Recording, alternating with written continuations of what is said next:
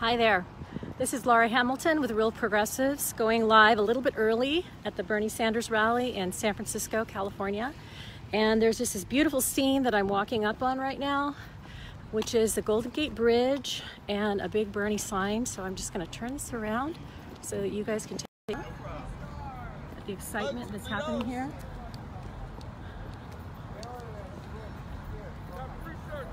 We've got all kinds of merchandise. You can hear the pounding of music. And there you have it, the Golden Gate Bridge.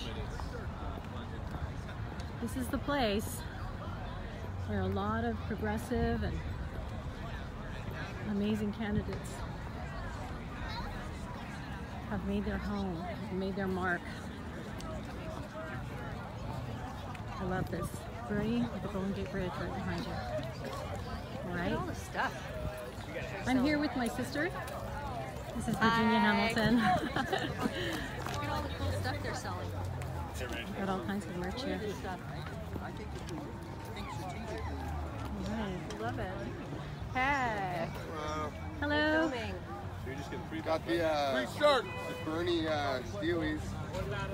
The Bernie what? All right. The Bernie Dead. So I'll be coming back about 45 minutes or so when the event actually begins.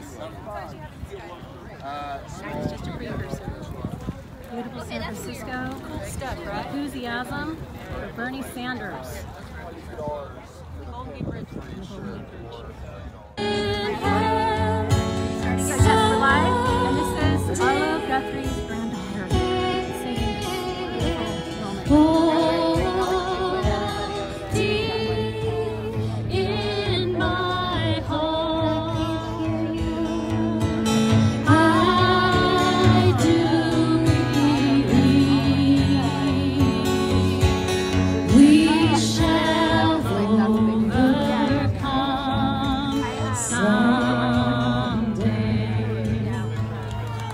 We shall live in peace. We shall live in peace. We shall live in peace. We shall live in peace someday.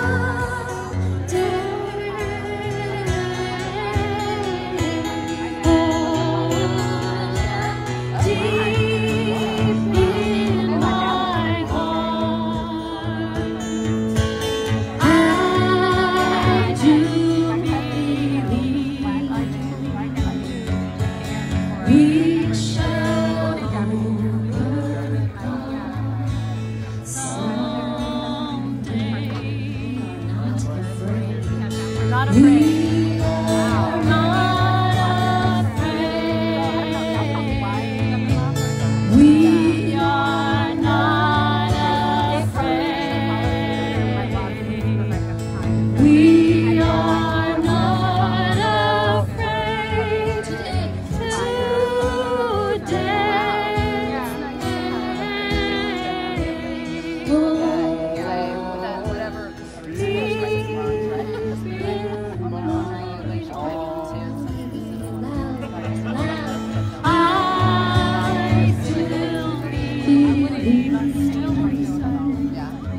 To be a Bernie Sanders supporter on this day.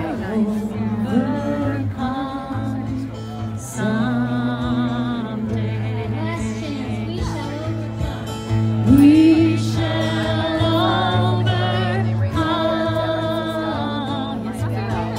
We shall overcome. We shall overcome.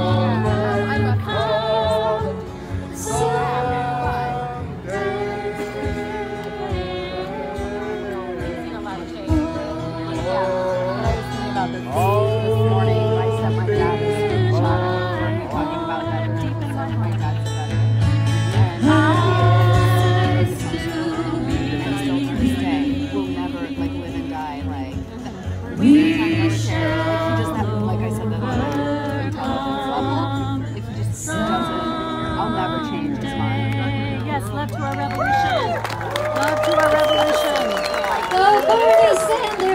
thank you all for being here and listening to me.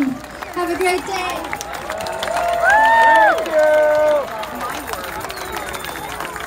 It's only in San Francisco.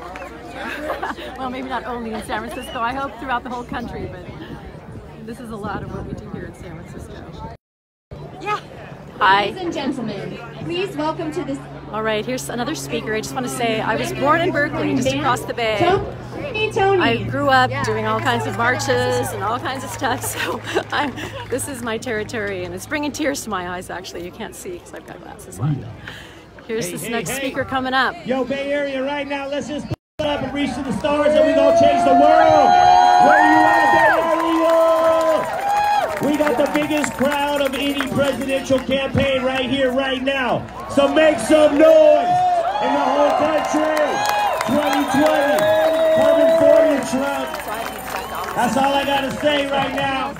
And that I love you. We're all blessed to be here. This is Dyson the singer. This is Mr. Frank Stickums. And right here is my main man, the leader of Tony, Dwayne Wiggins. Give him some love, y'all. That's the mastermind, the producer, the talent developer. And this man loves the world. We're gonna listen Big to a up, little y'all. bit Make of some music. noise. Tony. Do some interviews in a bit. Y'all know we're from Right now I'm in the press corps, so California, make some noise for Bernie.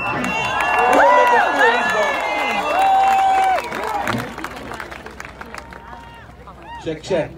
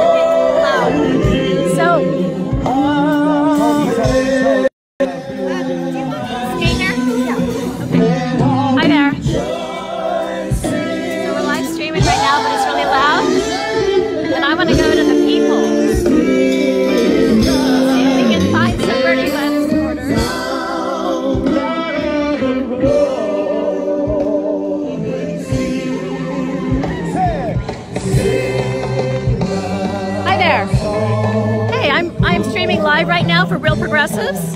Would you mind telling me why you support? You gotta hurry? Okay, all right.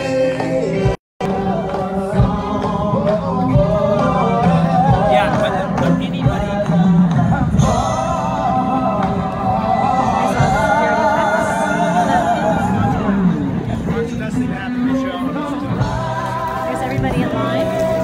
Hey, you here to support Bernie? Yes. I'm live streaming right now for Real Progressives. Can you tell me? You see, you're live streaming? I'm live streaming right now for Real Progressives. Bernie Sanders, let's go! Why do you support Bernie Sanders? Medicare for all, money out of politics. All right. What else we got here? He's not bought. Feels very genuine, you know? Like his policies that he supports. He actually has policies that he really stands for. Change the game, 2020 is the year. Did you guys vote in the last election? Huh? Oh yeah. Did you? And you voted for Bernie Sanders? Oh back then? yeah. Oh yeah. Yeah, it was so heartbreaking, isn't it? What happened? So what do you think is going to be It was, different? you know- What do you think is going to be different this time? I don't know. Hopefully the DNC doesn't fuck him again. We'll Oh, see. God. It's going to be exciting. A lot of candidates, you know. Right on. Got a lot of good candidates, a lot of bad candidates. All right, thank you so much. Would you like to tell me why you support Bernie Sanders? First of all, what's your name and where are you from? I'm Steve. I'm from Santa Rosa. Near From Santa Rosa? Yeah. Hi, and what's your name? Maryland. And I'm Lara from Real Progressives, and I'm live streaming right now. So tell me why you support Bernie Sanders. I'll keep walking with you here. Right. I've liked since him from the beginning when he announced 2015. I like that he's 100% focused on policies that matter. Right. And his history, his entire adult life has been fighting for those issues. That's right. So we can trust him to continue to fight for those issues, unlike anyone else running. Right. Except for Tulsi. I like So her I guess, too. oh yeah, Tulsi Gabbard. She's awesome. All right, so I probably don't even need to ask this question, but what do you think of the other candidates that are running besides Tulsi? Tulsi's number 2. I would like to see them team up. That'd be great. Yeah. And I like Andrew Andy. Yang's my Yeah, that third would be good. choice, and then Elizabeth Warren, and then the rest are like, get out of here. Elizabeth Warren would be my second choice, but I said I would say Elizabeth Warren would be my second choice. I like Andrew Yang. It's the difference, the universal money thing that he had proposed is interesting. I haven't really looked into It would eliminate it. extreme poverty, which would be huge. Yeah. So honestly, I feel like Bernie is the only one that really stands a chance right now to actually be changed. And Yeah, I think he's the one that can beat Trump. Yeah, All right, well, thank you so much for the interview, guys. Thank you.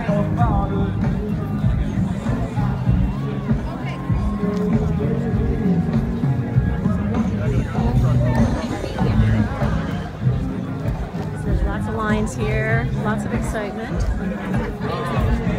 That was so touching. Arlo Guthrie's granddaughter singing "We Shall Overcome." Holy moly. I'm going to go out to the green here. Let you guys kind of take a look at that. They're all the same. I know, but they were behind us and you just waved.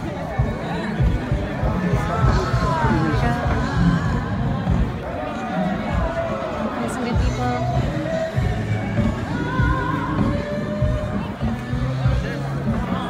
There we go. Hey, hi there.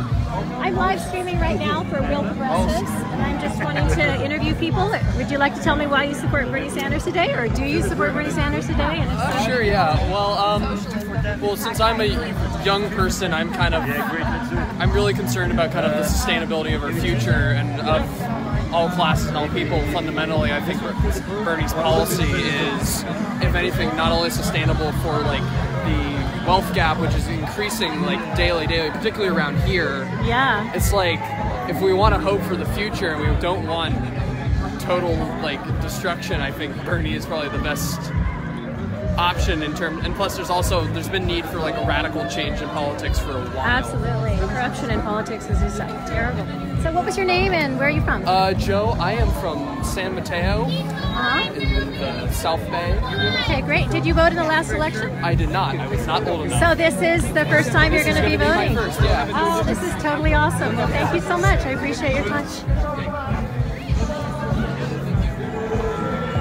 4 lines, everybody. We have 4 lines. 4 lines. I'm just trying to read some of the people here. All right. Yes, get money out of politics. Keep moving. Keep moving. Right. See, I'm going to come over here to the green. See how beautiful this is here in San Francisco? You can see right over here. See some of the San Francisco Bay. I don't know if my camera can get that. I think it's really overlooked.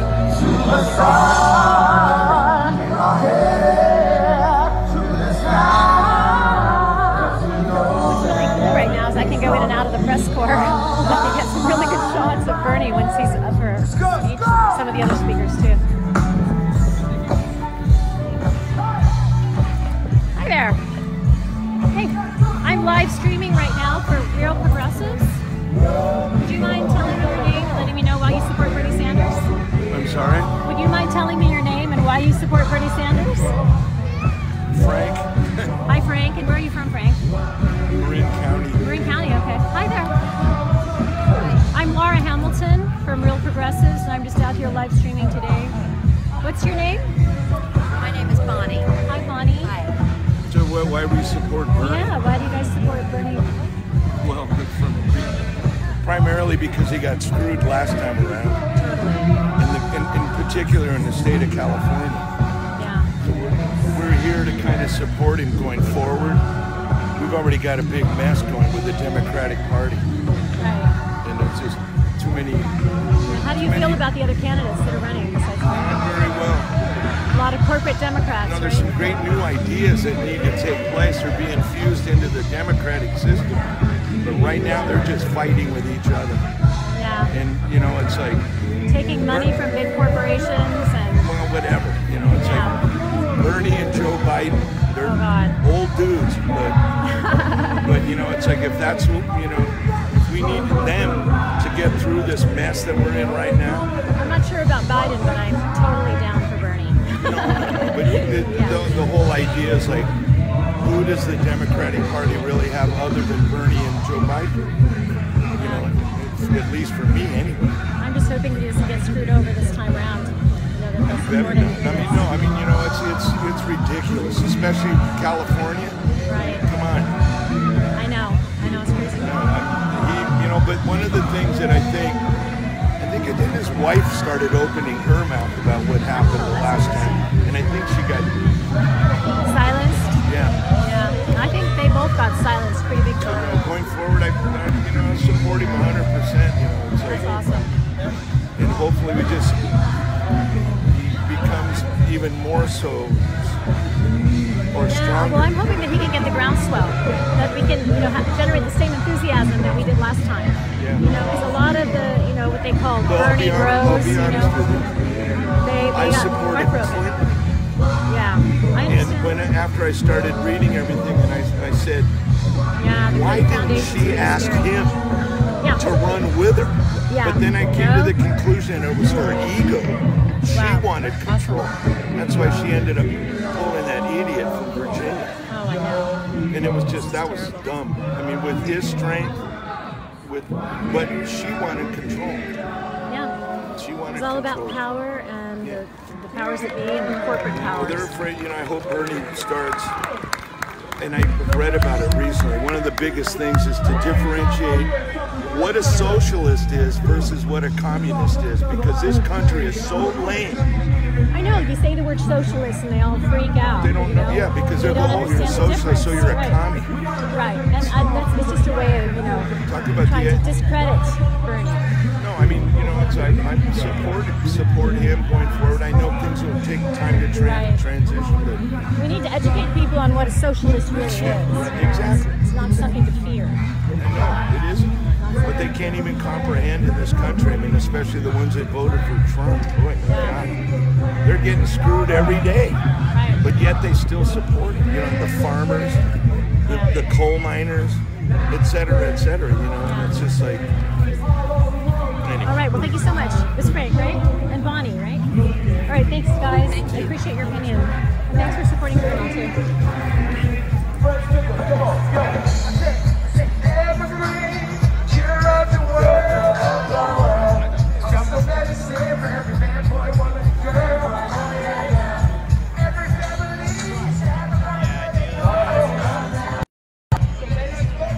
Hi there again. I'm going to find some more people to interview.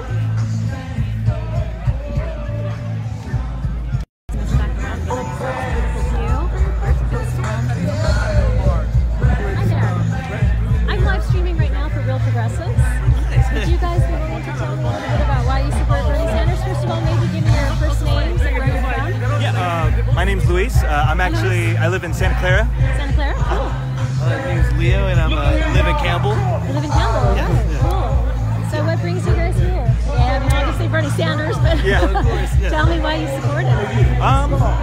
Mainly because he cares about the people. Most of his policies are based on helping the little guy to be able to get back up on their feet, especially the people at the bottom right now who are suffering, are homeless, are the people who really need help.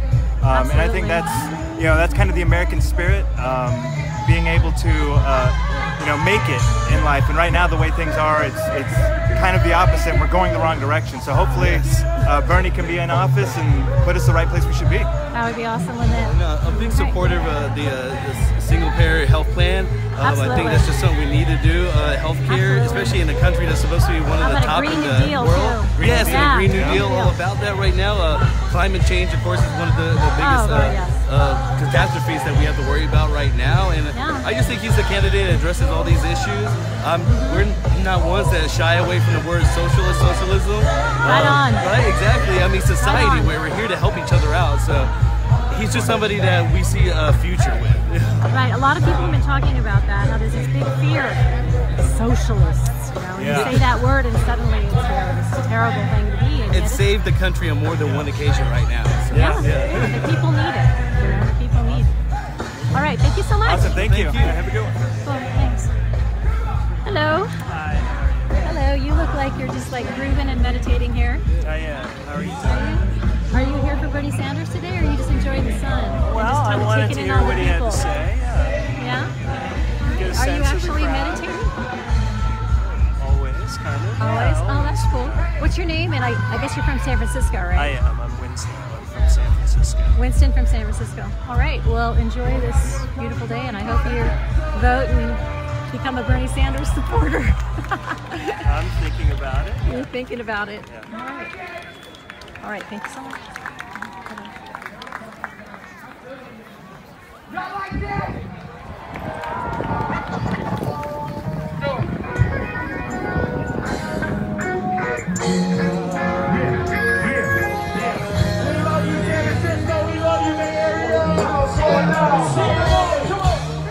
I'm live streaming right now for Real Progressives, and we're here in support of Bernie Sanders today. And I don't know, would you be willing to say a little bit about why you're supporting Bernie today, and maybe give me your first name and where you're from? I'm Raquel. I'm from Maryland. From Maryland? Mm-hmm. Oh, okay. Yeah, but I live in Oakland now. Oh, you live in Oakland? Yeah. Okay, so you live in Oakland.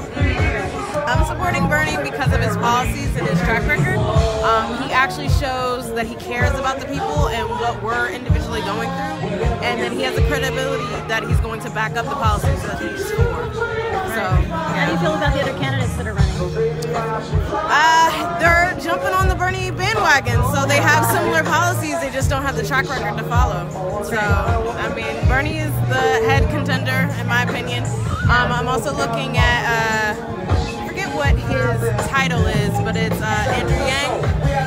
He has some good policies that are a little bit different than Bernie's, but overall, again, caring about the American people. So. Right, exactly. Thank you so much. Thank you. Thanks for supporting Bernie. Thank you.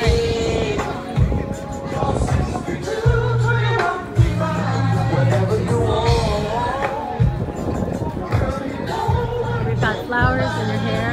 Isn't there a song about that in San Francisco? If you're going to San Francisco, put some flowers in your hair.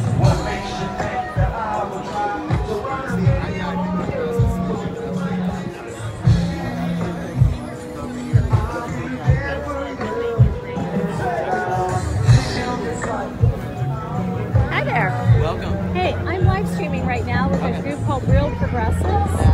You know what I'm talking about? I'm live streaming right now with a group called Real Progressives. What, even your puppy? No, thank you. Can't get everybody to talk. Gotta be respectful. Hi. Hello. Hi there. I'm live streaming right now with a group called Real Progressives. I'm sorry, I couldn't hear you.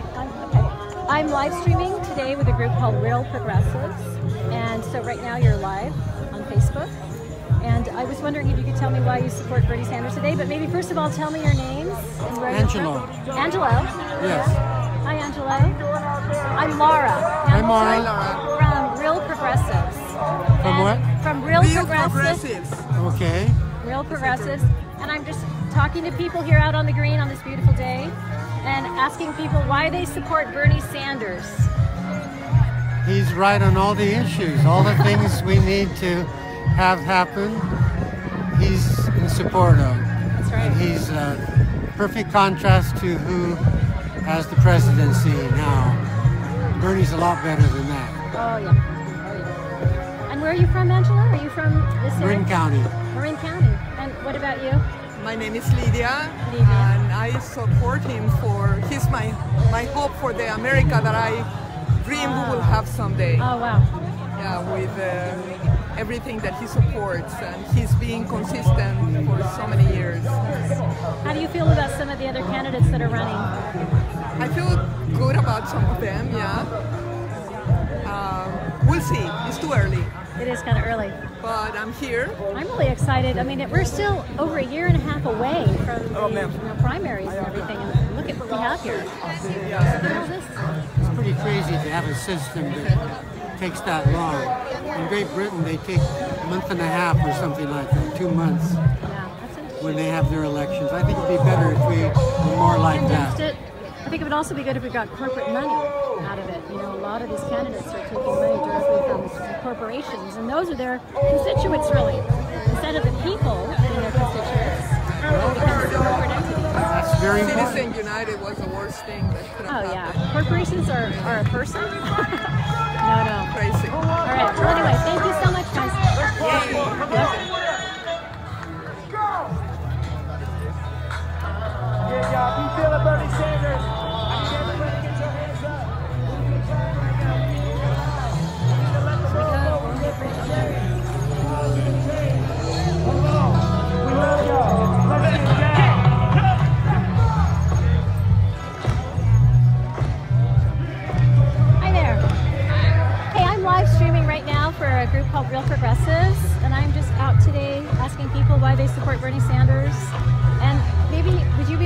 have more of an opinion.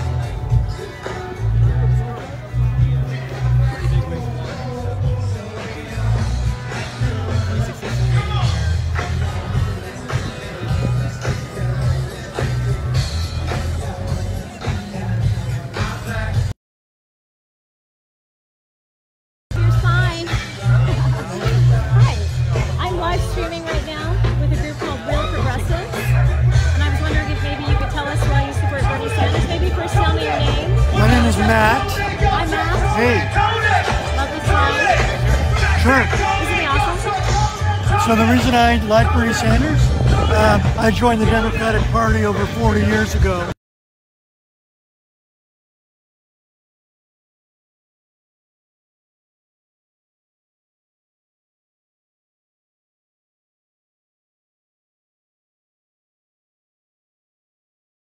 We're not in full agreement with his policies. If the issue is how to pay for them, then let's have that discussion, and he's laid that out very clearly. If that's the argument, let's talk about how to pay for them. Well, you know what? You're right. That is the big thing that shuts us down every time. Yes. How you're going to pay for it. Yes. And guess what? Have you heard of something called modern monetary? Are you familiar with Stephanie Kelton? I don't know her name, no, but tell me. Right. Well, we can actually pay for a lot of the programs that they say we can't. And actually, when the country is running a deficit, that can actually benefit the people. Yeah. So running a deficit yeah. can be a positive thing. And yeah. put money into the economy so that we can survive. That's right. So this issue of how you're going to pay for it, that both the Democrats, both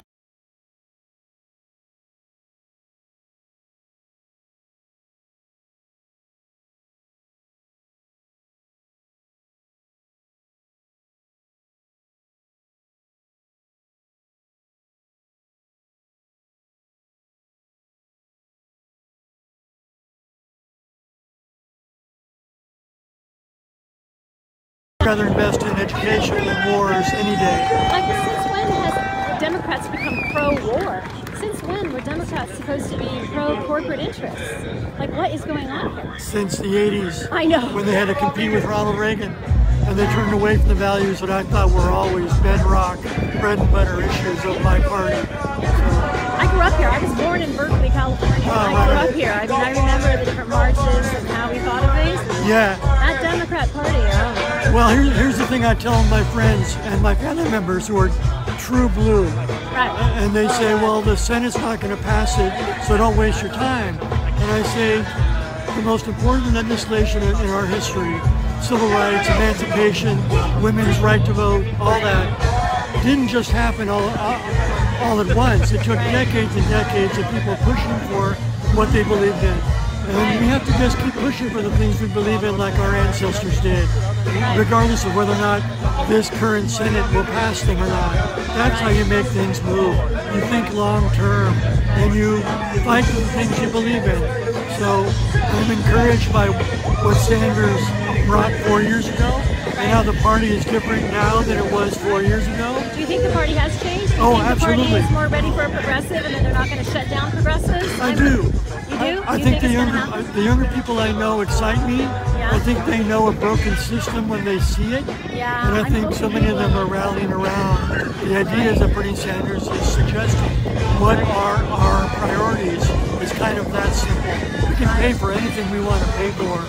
We tend to pay for wars and oil pipelines at the expense of our health and our better interests. So to me, it's a no-brainer. Yeah.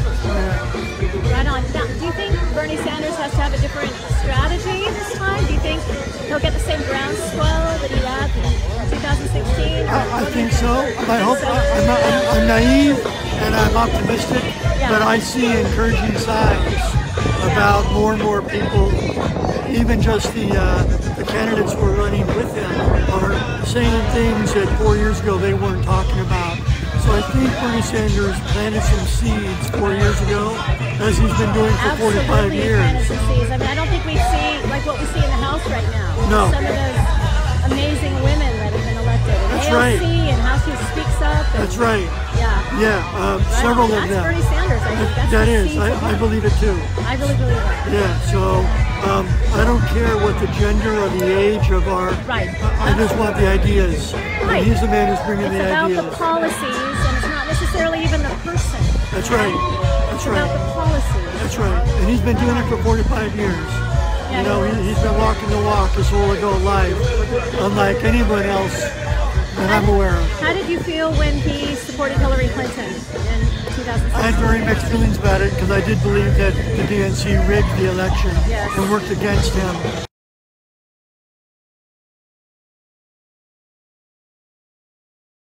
He wouldn't be here right now if he hadn't done that. I think he's a long-term thinker and planner. I'm kind of feeling like, let's finish what we started. Yes, Let's right. finish what we started. Right, and he might not be around. It might take 10, 12, 30 years more. I don't know. We've got to think.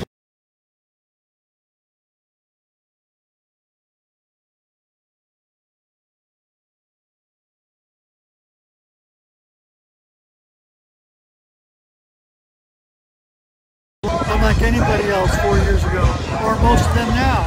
They're still taking oil money. You know. Are you going to work in his campaign? I will. I'll table in my little town. I lived here for 30 years, but now I live in the north. Town again? I live in Calistoga now, but I lived here for 30 years. Wine country. And I'll table for him again, as I did 4 years ago. Try to work in Sonoma and Napa counties, or come here when there are events. But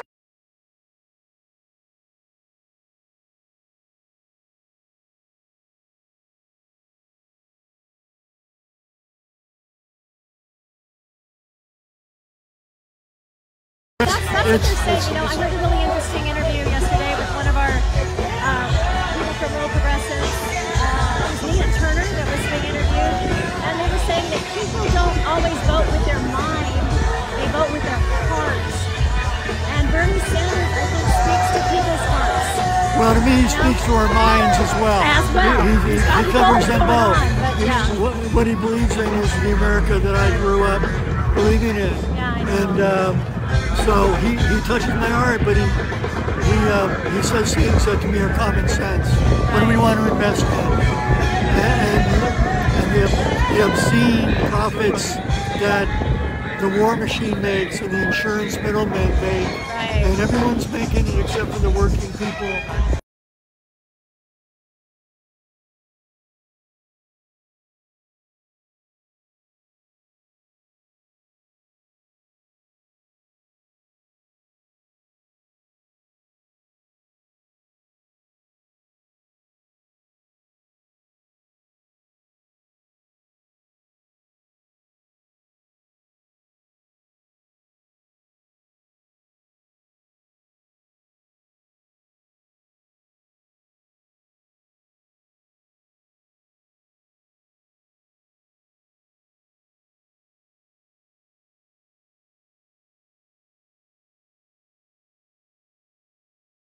Yeah. And it answers the question completely: how are you going to pay for it? Clearly, we can afford anything we want. I mean, look at what we're spending on the military. That's right. Yeah. Trillions of dollars over wars that didn't make us any safer. So if you want to know how that works, modern monetary. Okay. Yeah, look it up. Modern monetary. We'll do. Yeah. Thank you for that. All right. Good luck to you. Okay. Bye-bye.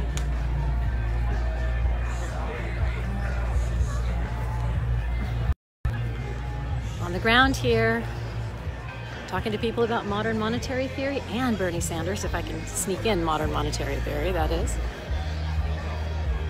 Lots of different opinions out here, but it seems like most of the people here are aware of the corporate Democrats and how that's a bad deal for this country. I'm going to make my way back to the press corps area. Let's see what time it is. 12:15. Yeah, I better go get in place to start seeing who the next speakers are that are going to be coming up. I'm going to spin this around so you can still see the scenery.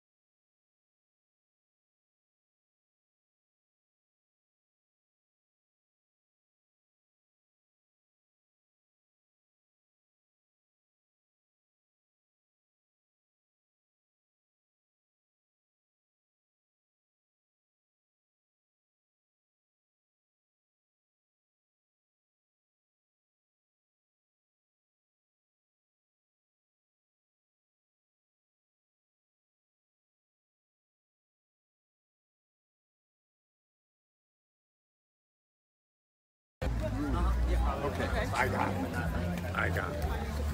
So, I came here today and I had, excuse me, I had my press patch or press pass that I got through Real Progressives, but one of the workers here recognized Savage Joy from Real Progressives, so I got right into the press corps. Look at this, I'll show you.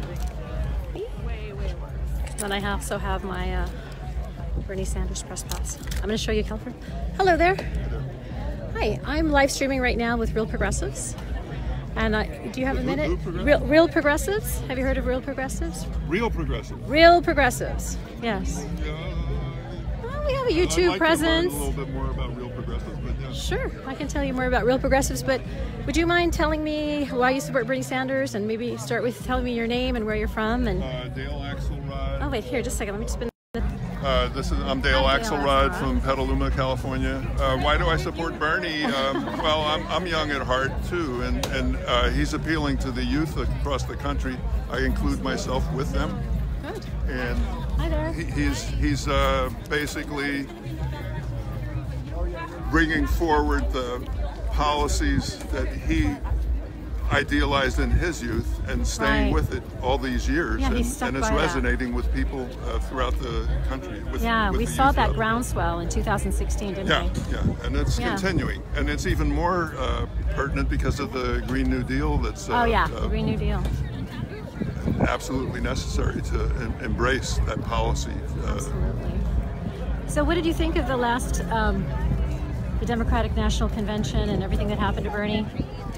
Well, it's disappointing, but you know, the real disappointment that I felt was like the turning point of the last convention, the last election cycle, was when Hillary Clinton picked Tim Kaine as vice president. I know, not Bernie. That was so disappointing. She had a chance to catch that groundswell. To consolidate both wings of the Democratic Party, and she blew it. So. I think in that moment I realized that the Democratic Party didn't want progressives. And I see a lot of that. We're still seeing that. We're still fighting that, right? Yeah, absolutely. Well, thank you so much. Sure. Would you like to talk about Bernie Sanders and why you support him? What's your name? Camille. Hi, Camille. And where are you from? Petaluma. Petaluma. Okay. I think he's one of the few honest politicians, and he's always his policies he's believed for years. And I think the corporate Democrats I'm against. You know. Yeah. It's like they're not really helping people, and so that's what I'm looking for, real change, and Bernie is the person that I think can do it. And he's also negotiated with Republicans. He's very good at that. I mean, I think he negotiated the most when he was in the Senate. Oh, you're talking about his senatorial and people say he doesn't, but if you look at his record, I think he's better at negotiating with reaching across the aisle and getting consensus. And he's been there, so he understands how to get things passed, how to get the new Green Deal passed. Right. And I think with all these new progressives. In the House right now. I know, isn't that exciting? And that's the Justice really Democrats are who put that in there. The Young Turks and Cenk Uygur started the Justice Democrats, and that's who got Ocasio-Cortez in there and all these. You know, it's a little tricky because sometimes the Justice Democrats were sort of siding with some of the corporate Dems. So I kind of Beto wasn't was Beto. Beto's kind of corporate. Well, they've recalibrated their support for Beto, I think, at this point because he's changed his policies on Medicare and at the time so on. he was for Medicare for all. He wasn't taking any corporate PAC money. Right. And he's kind of changed now. So. Yeah, I'm not sure that I'm a Beto fan. I'm not a Beto fan at all. All right. Well, thank you so much, you guys. Okay. Bernie. Peace. Hello there. Hi, I'm live streaming right now. Pardon me? I'm live streaming with Real Progressives. What is it? What is that? Real Progressives, it's a political organization. We have a YouTube channel. And political organization? Yeah. It's a political organization? Cool. What do you mean? It's on television or radio? No, it's just sort of a group of people who come together. We have some leadership, we have some vision, we have some goals, and we're here today in support of Bernie Sanders. Oh, that's good. Yeah, we're here in support of Bernie Sanders. Yeah. That's good. And we have an education Well, wing, we have activist wing, we have different pillars that we support. Oh, that's cool. Well, why do you support Bernie Sanders? And what's your first name again? What's your first name? Lara Hamilton. Lara, I'm Charlie. Troy. Why do you support Bernie Sanders? Lara? Lara, yeah. L-A-U-R-A? L-A-R-A. Just L-A-R-A? L-A-R-A. Oh, just L-A-R-A. All right, well, thank you so much for the card. Well, you're welcome. I'm gonna show Good some luck people. to you. What do you want me to say? Go Bernie. Well, just make sure Bernie wins, that's all. All right. He's got the answers to the questions. He certainly does. All right, so I'm going to show you guys some California poppies, okay? I know you're probably more interested in hearing what people have to say. I want you to see what beautiful California poppies are like. This is my state and I love it. Look at how gorgeous these are.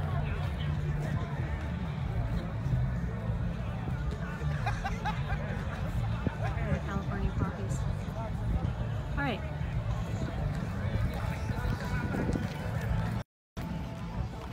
Back to the press corps. Oh wait, oh my God. Check this out. We've got a, I don't know if I can zoom in on that or not. We've got in the sky. I think it's for mine.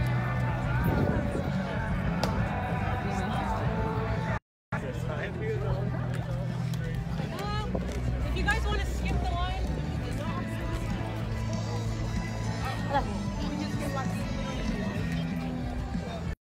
so this is the way into the press corps.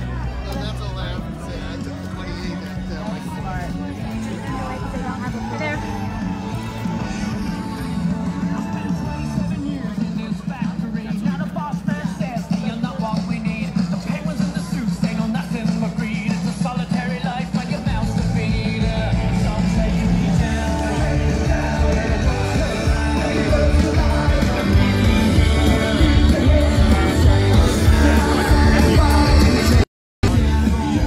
I think I'm going to sign off just until some speakers start up again.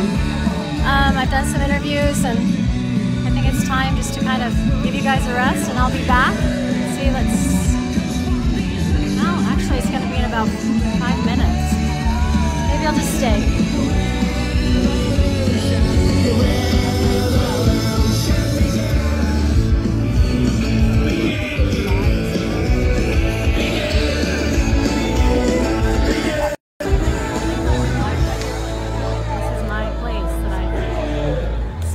With my sister here. Hey, Sim. I'm out and about. I'm live streaming right now. Oh, you're still live streaming? Yeah, I'm still live streaming. Hi there. I'm live streaming right now with Real Progressives. And I'm just asking people why they're supporting Bernie Sanders today. Oh, first of all, tell me what your name First is. of all, yes. My name is David. Yes, David. And my wife and I are actually undecided yet for the primaries. Okay. We've heard, Year and a half. we've already heard from Ms. Harris, Senator Harris in Oakland, and we want to hear from Senator Bernie, and we do have an idea where we would like to have our primaries go. So, are there some other candidates that are appealing to you as well? Besides right now we're leaning towards Senators Harris and Sanders. Did you support him in 2016? I actually did. Yes. Did you work his and this time around, we obviously have a larger field. We're very proud that the country is becoming totally aware of where the occupant in the White House is leading the country. And we're very, very hopeful. Yes, that's awesome. Is your wife with you? Yes. Oh. Hi there. This is my wife, Kathy. Hi, Kathy. Hi. I'm streaming live right now with Real Progressives. Hi. And we're just talking to people about why they support Bernie Sanders. And your husband was saying that you guys are still kind of in the valley of decision. Yeah, it's still early in the game. I want to see what he has to say, and I think for me, there's some decisions that need to be made. How far? You don't look like it's early in the game here. In case we want to be prepared, so we can put it in our home when the time comes. And so far, this early stage, we like what Bernie has to say. Yeah. And but I think we're gonna get a little bit more educated before we put the stamp on it. You know. Right. But we're leaning. Awesome. Yeah. All right. Thank you so much. Thank you. I appreciate it.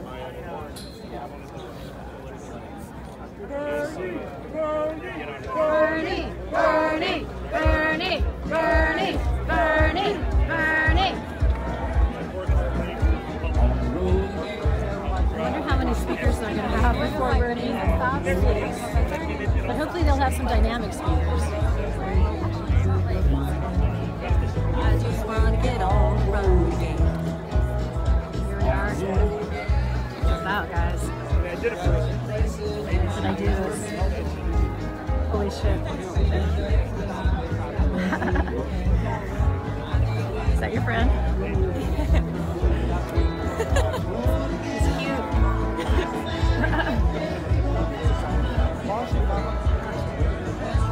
Actually, living on the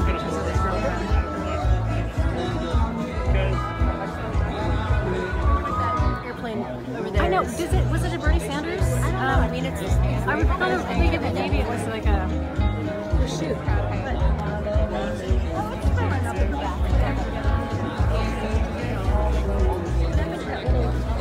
Yeah, the guy, it belonged to Every so often I might just step on this, but I don't want to block, just to look. That's okay, no. And then I'll get back down.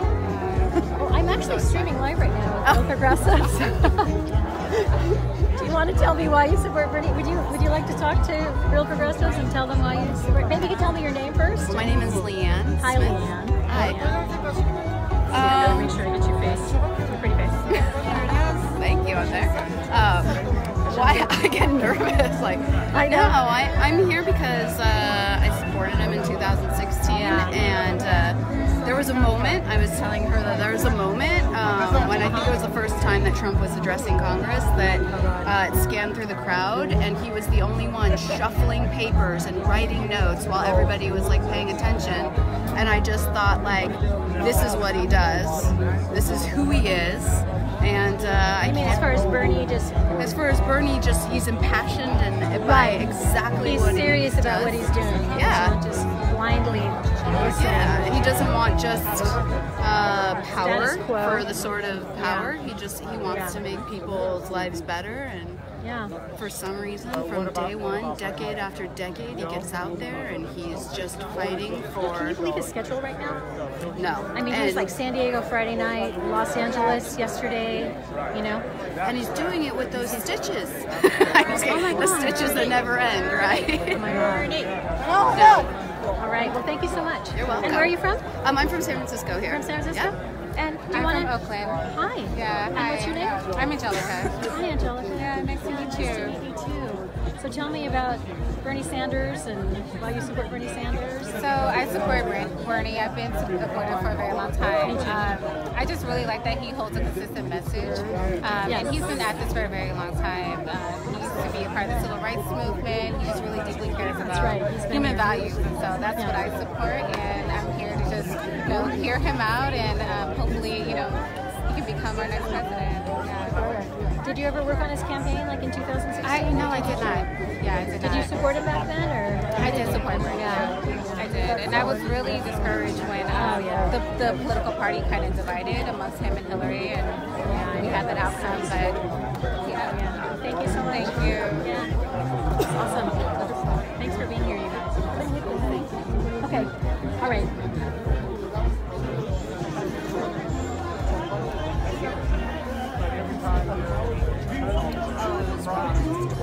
It's supposed to start right now, isn't it? I thought he'd be very punctual. I don't think. Don't you think we're going to have a bunch of other speakers though before him? Is that? Have you? This is the first. I'm live streaming for Real Progressives, but this is the first time I've ever been to. Ladies and gentlemen, please welcome to the stage Chair of the San Francisco Democratic Party, David Campos.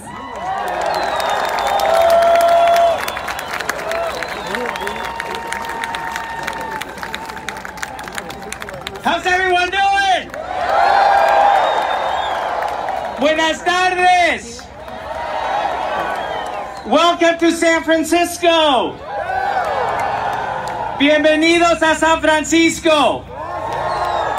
I think San Francisco's feeling the burn. What do you think?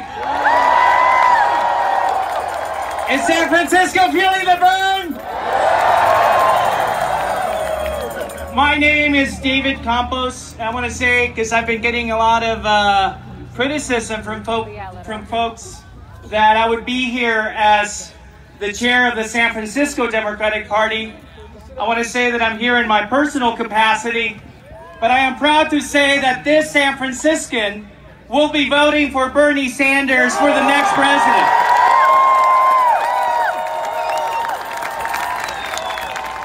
You know, my journey, my family's journey started on a cold night in January of 1985. My mom, my two little sisters and I, we literally climbed mountains to get to this country. We risked our lives to get to this country. And contrary to what you hear from the White House, we did not come here to commit crime. We did not come here to cheat. We came here in search of the American dream. We came here because we believe that this is still a country of immigrants. And 34 years later, I stand before you, having graduated from Stanford University, Harvard Law School, having been elected to the San Francisco Board of Supervisors. But I am here today on behalf of all of those undocumented kids who, like me, risked their lives to say that this is our country as much as anyone's. I am here because I still believe in the American dream, but that is a dream that is in peril. It is a dream that is in peril because this country is no longer giving young people the opportunities that I received. The American dream is no longer a reality for so many kids of color throughout this country. And we have a man in the White House who keeps going after people like me. Now, Trump has targeted many people, but perhaps no one has been targeted more since he announced his campaign than the Latino community, the immigrant community. And to that community, I want to say, when it comes to our rights, when it comes to defending who we are, I know who the man to do the job is, and that is Bernie Sanders.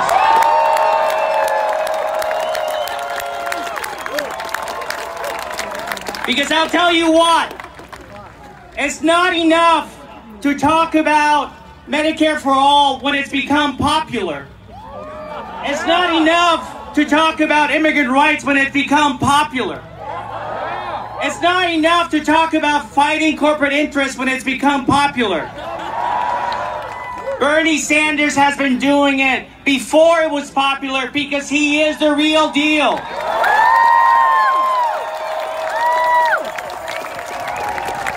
And I am here to tell you that this San Franciscan, that this Californian will do everything between now and next year to make sure that California goes for Bernie Sanders in 2020. Can you feel the burn? Let's make it happen. Thank you.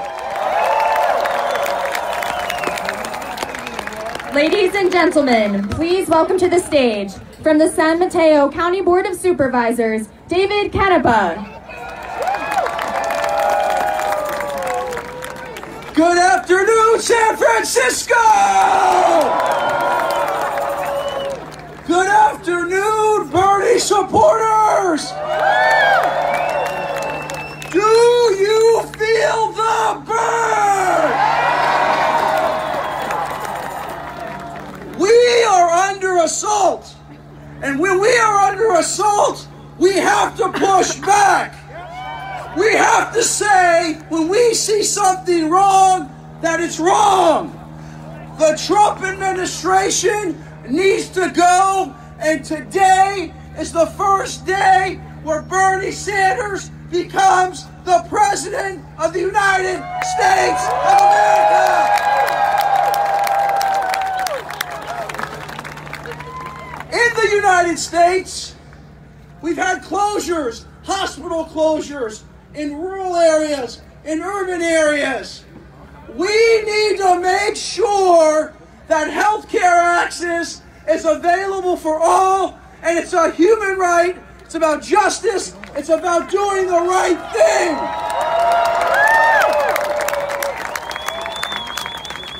And Californians, when we talk about the environment, we talk about global warming. We know what's happened in fires throughout this state. And if we do not think that global warming is the cause, we're lying to ourselves. And let me close with this. This is our time. This is our time to stand up. Make no mistake, it's not one individual. It's not one individual, but it's all of us working collectively together. And that's what we need to elect Bernie Sanders for President of the United States. Thank you very much.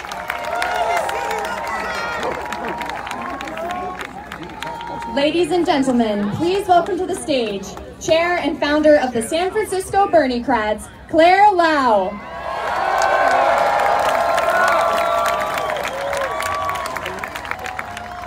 We need to get to know all these people. 大家好，我叫劉漢晴，我係三藩市桑德斯協會嘅會長。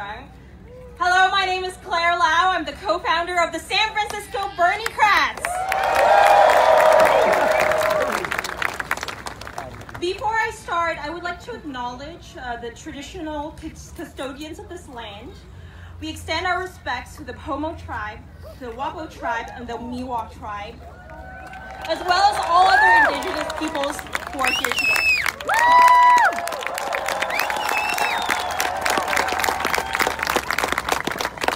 So I've been an activist for quite some time.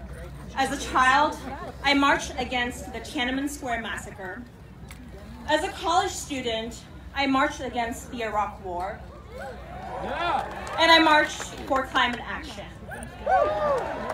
As an adult, I marched for democracy in Hong Kong, especially during the Umbrella Movement in 2014. But it wasn't until Senator Bernie Sanders announced his candidacy for president in 2015 that I became an organizer.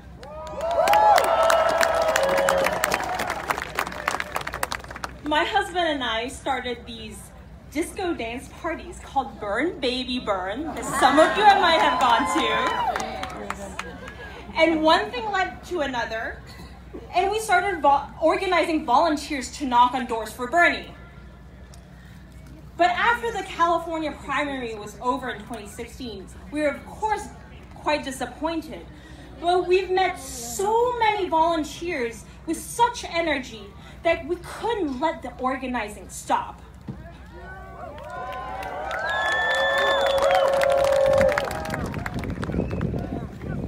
Thank you. Thank you, thank you, thank you, thank you, thank you. And thank you for being part of that organizing. So at that time, I was really inspired by the Harvey Milk LGBTQ Democratic Club.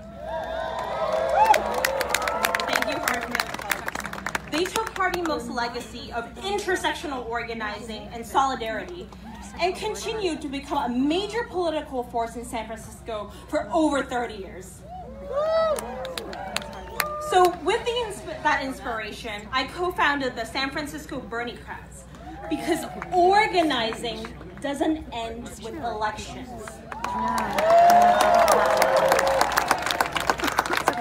Organizing also has to happen between elections. And so for the last 3 years, the San Francisco Berniecrats have been tabling at farmers markets for Medicare for all. Yeah! We've written a housing ballot measure to have affordable housing, social housing for all San Franciscans. We've also volunteered countless hours for local progressive candidates for school board, for supervisor, for state senate, and for mayor. And most importantly, the San Francisco Berniecrats have been building bridges with other local organizations and local communities. For example, we've been working with DSA-SF to fight for tenants' rights.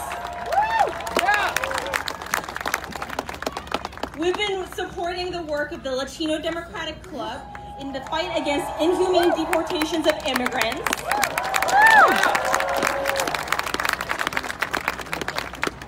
We've been supporting the fight to prosecute killer cops with the wealth and disparities. We've been supporting the work of wealth and disparities in the Black community, Justice for Mario Woods. And why have we been doing all of this? We were all really inspired by Senator Bernie Sanders' over 40-year commitment to all of these issues before they were popular.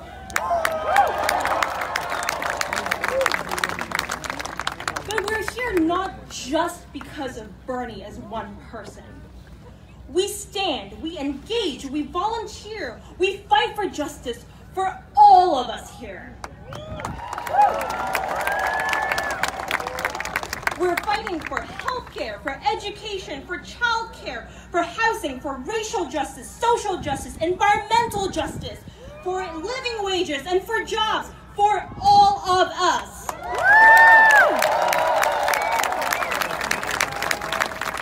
And only by working together can we fight against the wealthy and powerful interests that are trying to make money off of all of our backs.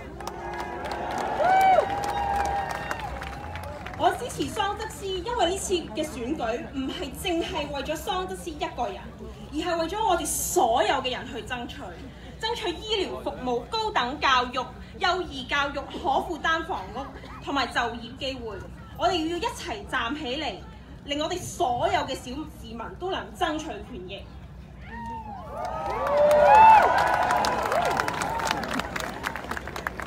So when I started, I had no experience in political organizing when I formed the San Francisco Bernie Crats. And many others didn't either before the Bernie 2016 campaign. But now there are hundreds of Our Revolution organizations all across the country organizing day in and day out. So if you all are not already active in an Our Revolution organization or a local progressive organization, you should join one. Or if there are no progressive organizations in your area, you can start one. Many Our Revolution organizations are actually tabling here outside this event today, so you should check them out, and I really encourage you to sign up. And I will leave you with this. When we work together, we will always be stronger. Thank you for being here today.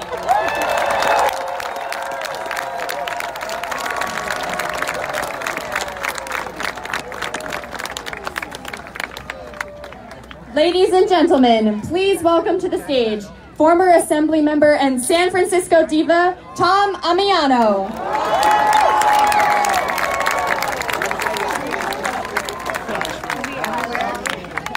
I want to welcome Bernie to the Emerald City. We're going to follow that fucking yellow brick road right to the White House.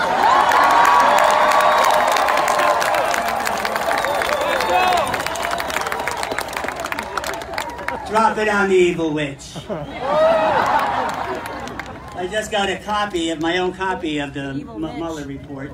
Unredacted, it says, fuck Trump, vote for Bernie. Right? Cut to the chase. I relate to Bernie because here in San Francisco was a great laboratory for me as an activist and as an elected official. We really do nurture social justice. We really do believe in democratic socialism. We've had obstacles put in our way. But we worked our way around it, and we've elected such great people as David Campos. What a story.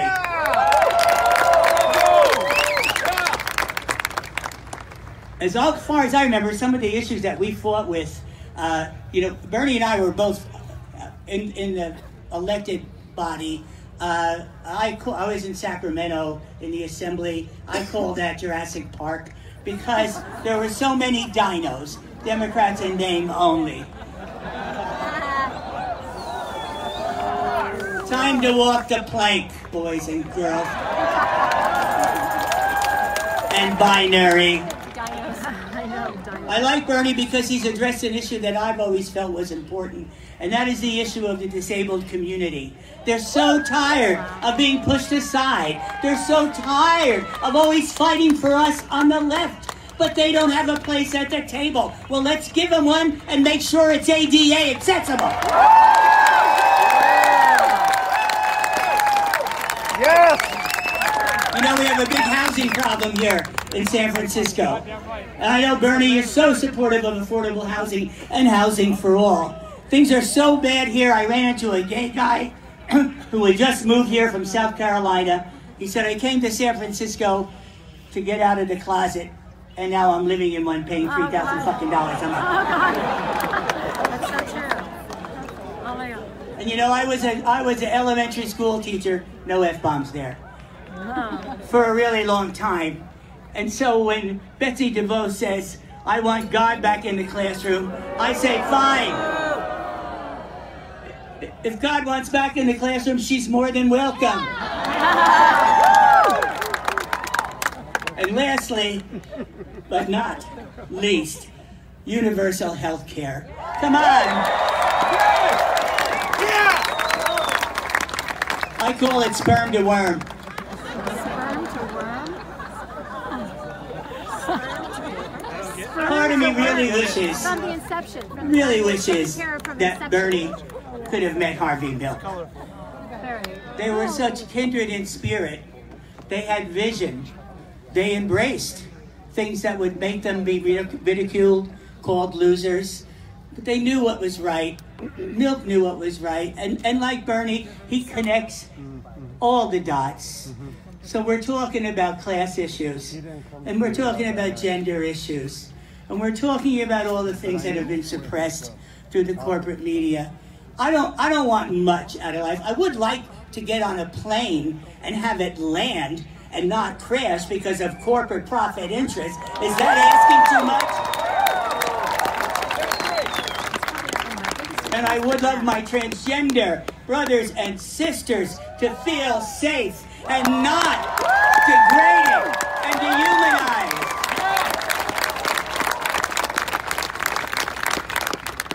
I also want to date with Brad Pitt, but you know, I truly believe in aspirational, you know, truly. So, to Bernie, to all of us, let me quote Harvey Milk, you gotta give him hope. That's why we're here today. Thank you.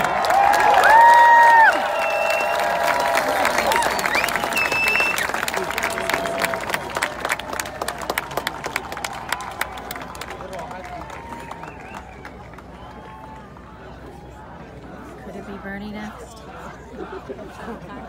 Could it be Bernie? Ro Khanna? Is Ro Khanna here? I hope he is. He was in LA. Oh, okay. So, he's a right. local congressman. I hope he's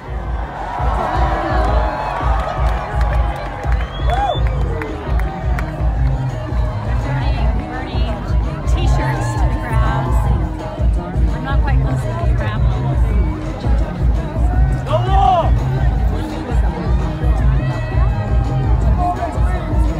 Go long! Go long! Longer!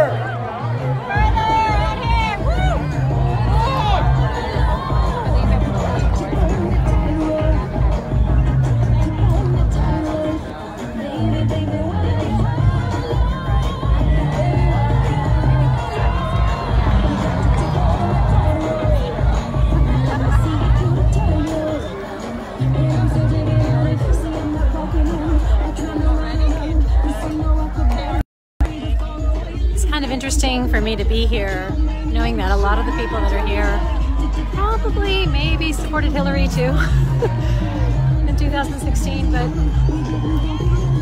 I'm just gonna walk away a little bit here and come back. My sister's holding my spot. But I'm just glad that people are supporting Bernie. And truth be told, I gotta be real here.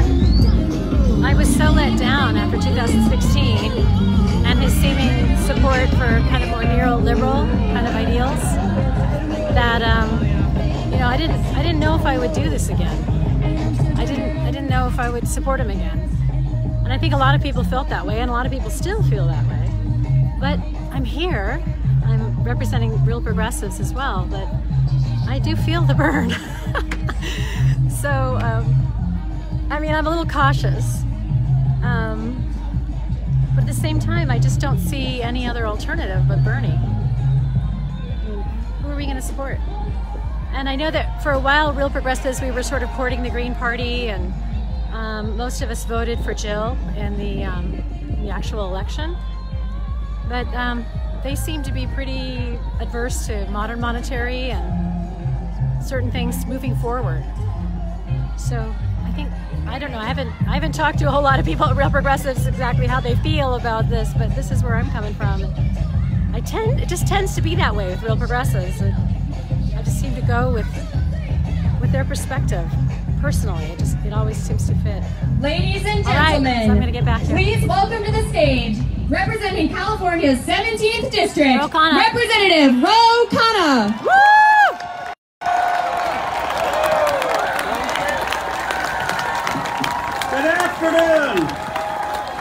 Good afternoon, friends. Bernie Sanders' platform is about freedom, it's about dignity, and it's about 21st century patriotism. Today, I want to cut through the noise, cut through all the mislabels and mischaracterizations. Today I want to speak about the facts. Let's start with Medicare for All.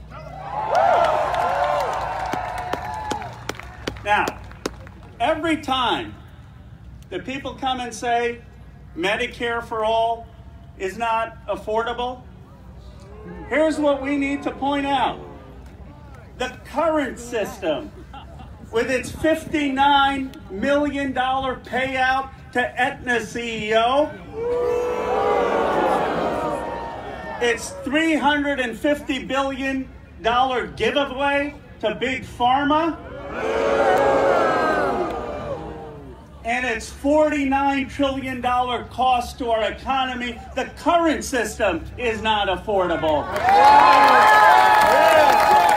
That's right. Here's what Medicare for All does. It reduces the cost so that families don't have to pay $6,000 premiums every year that they can't afford. And it saves our country money by getting rid of the excessive insurance profits and the big pharma monopolies.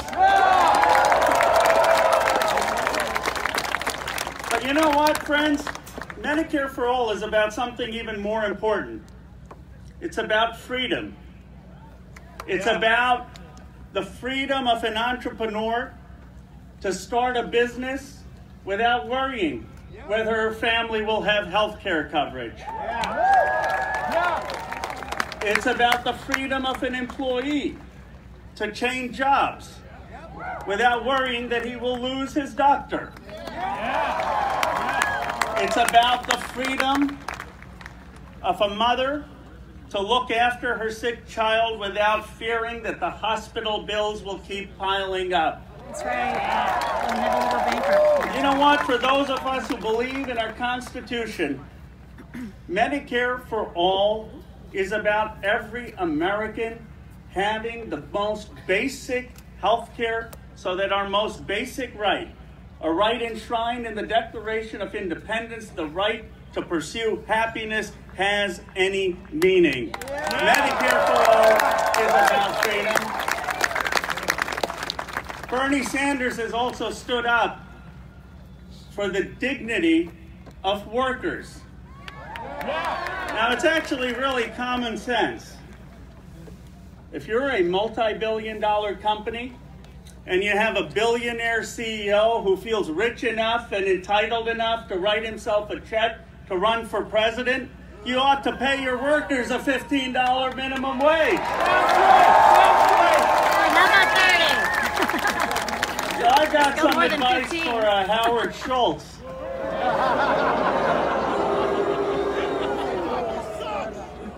Instead of all those fancy consultants you put on your payroll, why not pay your workers more than $10.61? Bernie Sanders fought and delivered a $15 wage for workers at Amazon.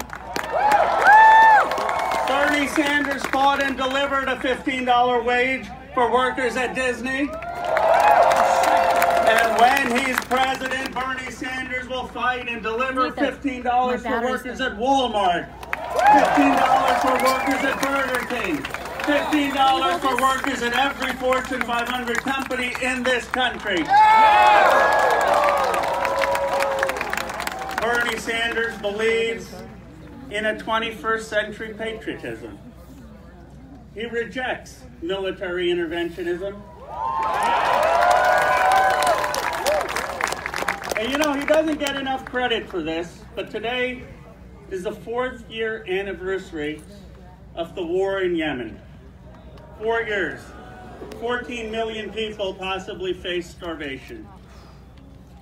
Bernie Sanders passed, for the first time in American history, a war powers resolution to end the war in Yemen.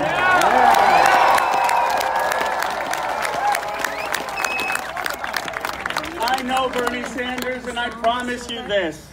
When he is president of the United States, there will be no more unconstitutional wars.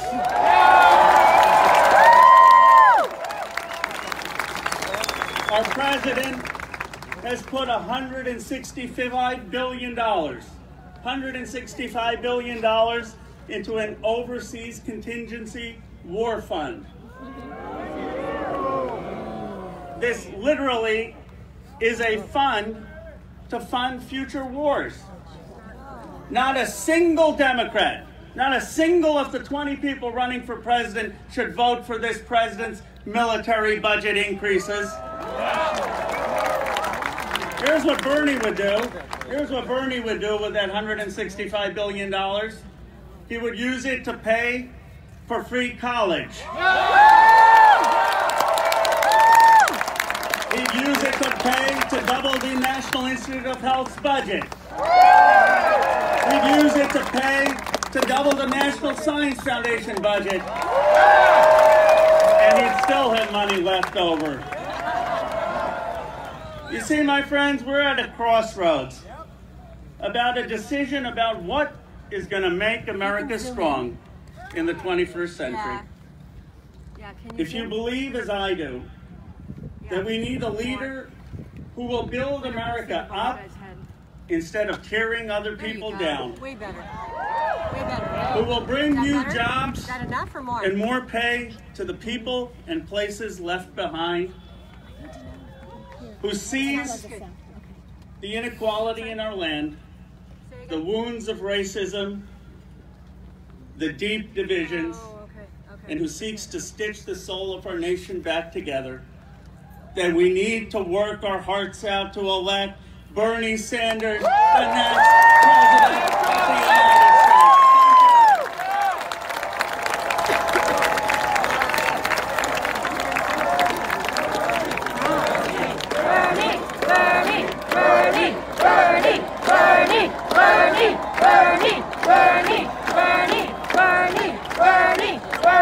Ladies and gentlemen, please welcome to the stage, co-chair of the Bernie Sanders 2020 campaign, Senator Nina Turner.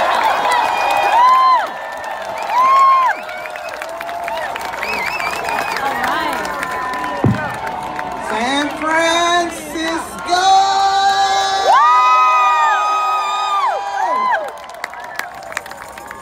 I gotta say, the congressman did that, didn't he? Oh, yeah. He is part of the co-chairs, and so I got to give a shout out. We always do that. Him and I, we tag team this thing. Because you're only as good as the team. Is that all right? So I want to shout out Senator Carmen Cruz from San Juan, Puerto Rico, who's a co-chair on the senator's campaign. And then the chief ice cream maker, activist, humanitarian himself, Ben Cohen from Ben & Jerry's. Now, San Francisco, I'm feeling this thing today. And it's a Sunday, so I'm showing up feeling this thing today. I bring you word from two folks in history, if I may. Just whip them out of my pocket here. Love you too, baby. Love you too. What's love got to do with it? Everything.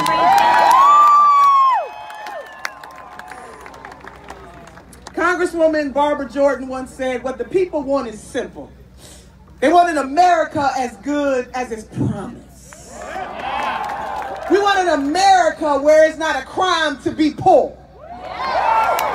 We want an America that has a comprehensive, humane immigration system. We want an America that understands to be a woman in this country, ERA, respected. We want a country that does not criminalize just because of the color of someone's skin, i.e. African American men and women and Hispanic men and women in this country in a prison system that is unfair. What the people want is simple. We want no more private prisons in the United States of America. People shouldn't be able to make a profit off of other folks' misery. That's right. What the people want is simple. We want an America where everyone will have the opportunity to seize opportunity. I bring you words, sisters and brothers, from another person in history. See, people don't want to talk about history, especially when it comes to our candidate, because they know they can't hold up to all the receipts we got.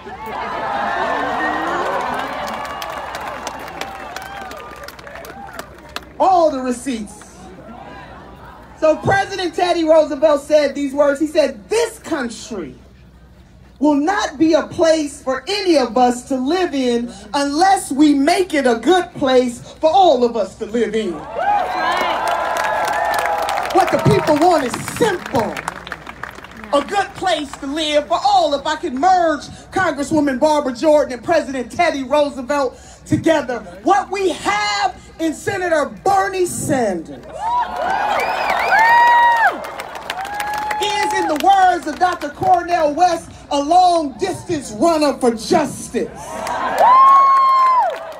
Is, in the words of Killer Mike, when he was interviewed and asked the question, why Senator Bernie Sanders, he said, "You need Professor X for Magneto." Can I get an amen? Amen. Come on, somebody. Amen. In San Francisco, this is about you and you and you and you and you and you and you and all that you love. We can't play games with this. This is a moment of transcendence. And so for everything that Congressman Ro Khanna laid out, just so I could walk into the space, about how immoral and unseemly it is that in the wealthiest nation on the face of the earth, that people have to worry about whether or not they have health care, access to doctors, vision, dental, just good old-fashioned health care.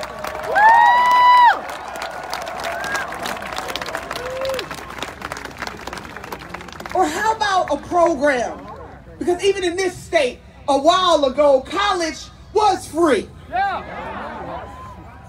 And sisters and brothers, this stuff ain't really free. Our tax dollars are paying for it. It is about a social contract, one to another. What kind of country do we want to live in? So the people who say that we cannot do it need to get the hell out of the way and let those of us who will do it, do it.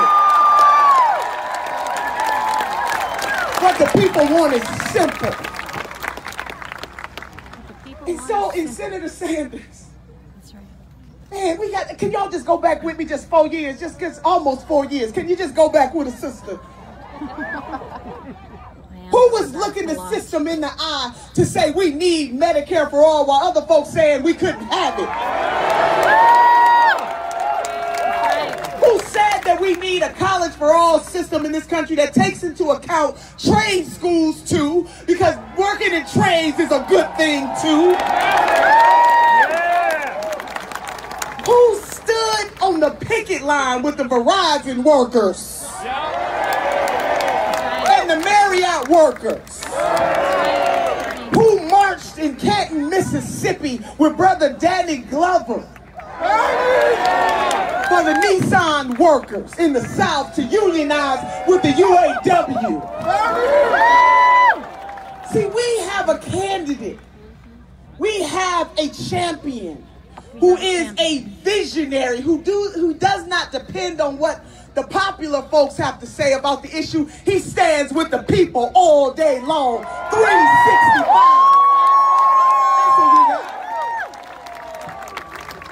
And his life experience, San Fran, if I could just go a little deeper, his life experience. The son of an immigrant who came from Poland at the age of 17 years old with no money to escape the Holocaust. So to my immigrant sisters and brothers from the rainbow mosaic of humanity, because everyone is represented in the immigrant population, but he understands what it means to try to come to this country to live a good life because his father did it. He understands. His up in a rent-controlled, him and his brother, rent-controlled housing in Brooklyn, New York. He understands what it means to live paycheck to paycheck. So for my working class sisters and brothers out there from all walks of life, he gets it. He understands. And I don't know about you, but we all working class, Roseanne. A sister got to work for a living. Some of us may be at the very bottom of that. Some of us are in the middle. But we work for a living. So we need a champion who understands that the 99% matters. For those of us who've ever lost a loved one, the senator lost his mother at a very young age. His mother had a dream. How many of us have hopes and we have dreams? She had a dream that one day that they would not have to live in a rent-controlled housing, but because she died at the age of 46 years old, she never lived to realize that dream. We have a champion who understands why we need a healthcare system that does not leave people behind. He understands what it means to love somebody so deeply, and that is why he always says, it's not about me, it's about us. Not about me. It's about us. What other candidate says that? What other candidate does that? The senator feels this so deeply that if we go back 10 years, 20 years, 30 years, 40 years, he's been saying the same thing, being the champion for the people.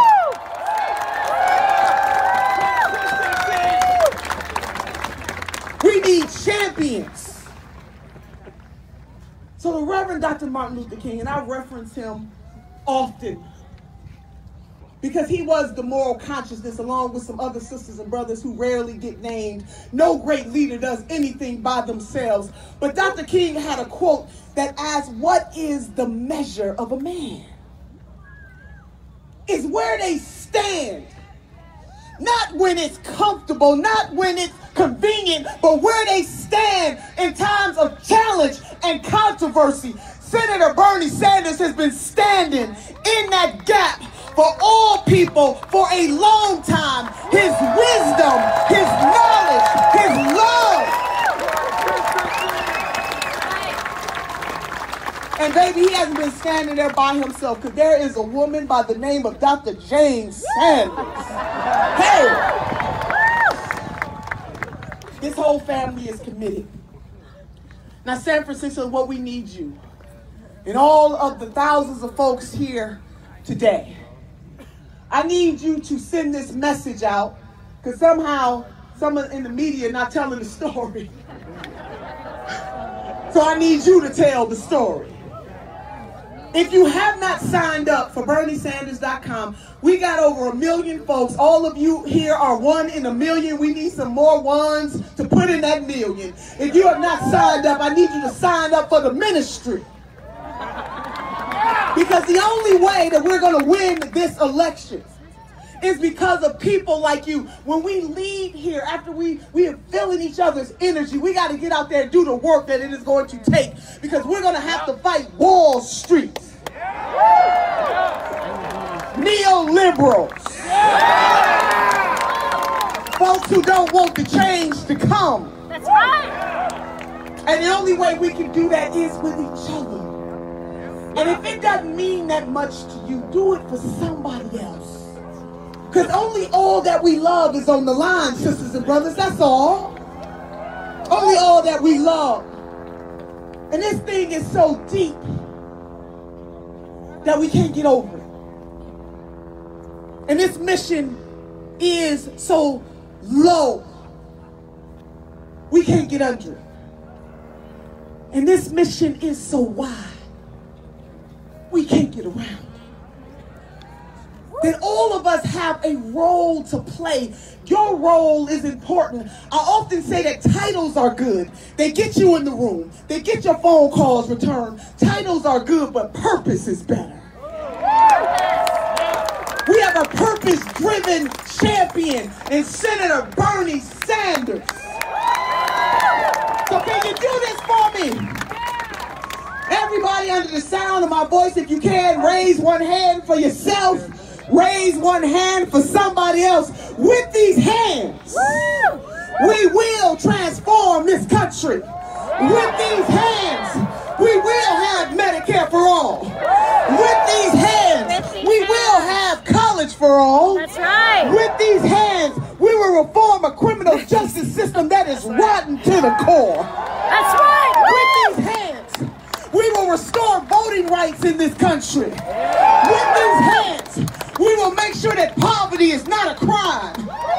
With these hands, the rainbow mosaic of humanity will unite to elect a president that is about the truth, the whole truth, and nothing but the truth. So help us God. And with these hands, we will elect Senator Bernard Sanders, the next president of the United States of America. With these hands, baby.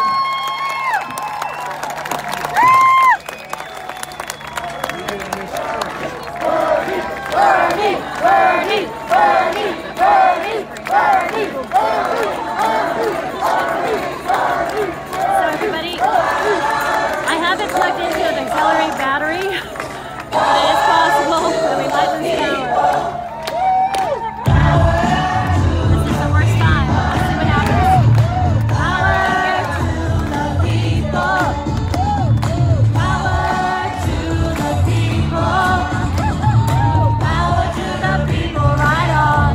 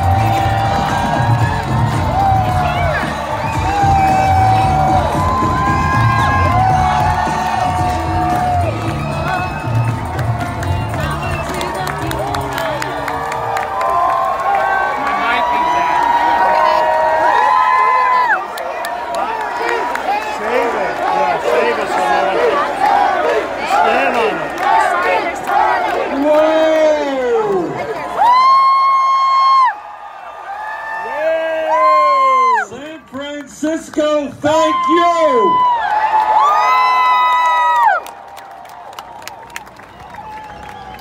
Let me thank Sarah Lee Guthrie. We're going to hear her later. You all know who her grandfather was. Sarah Lee Guthrie, one of the great songwriters earlier today. in American history. I think I got a little bit of it. Among other songs, he wrote, "Which side are you on? We know which side we are on." And I want to thank Tony, and David Campos, and David Canepa, Claire Lau, and Tom Amiano. And I want to thank Representative Ro Khanna from California. Ro is one of the great new members of the United States Congress. He's leading the way on so many issues. Ro, thank you for what you're doing. And I want to thank my fellow political revolutionary, Senator Nina Turner. You know, it's hard to follow all these guys, and Ro and Nina, because they've said so much, but I will try to do my best. Before I begin my remarks, I want to mention to you, and I think what most of you already know, is that the Bob Mueller investigation was submitted to the Attorney General. Now, I haven't read the report yet. It hasn't been made public. I think I have something in my email box right now. We're reading it after this, but what I know is that it is a summary of the report. Well, I don't want a summary of the report. I want the whole damn report. Because nobody, especially this president, is above the law.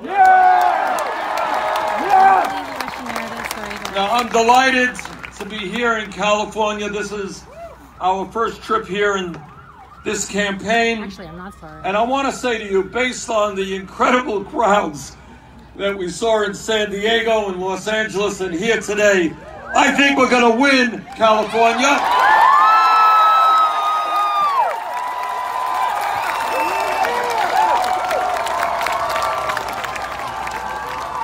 I think we're going to win the Democratic nomination.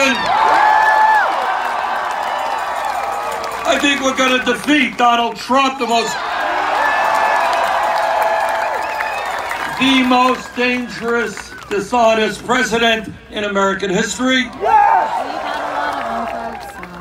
And with your help, we are going to transform this economy and this government and create a system that works for all of us, not just the 1%.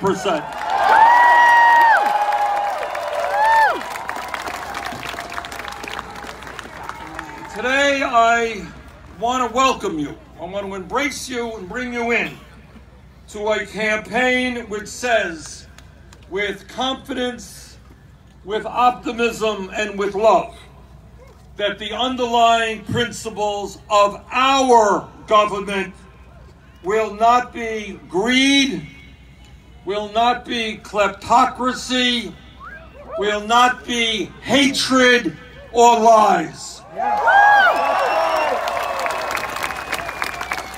The underlying principles of our government will not be racism, will not be sexism, will not be xenophobia, will not be homophobia, and will not be religious bigotry. Brothers and sisters, those ugly anti-American sentiments are going to end, and they're going to end soon. The principles of our government are going to be based on justice, economic justice, racial justice, social justice, and environmental justice.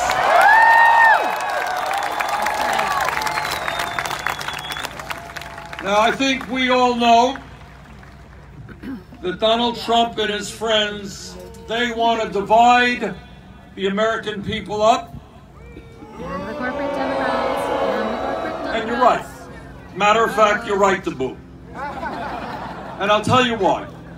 In a democratic society, people can disagree on a whole lot of issues. That's called democracy, and we have friends and loved ones whom we disagree with.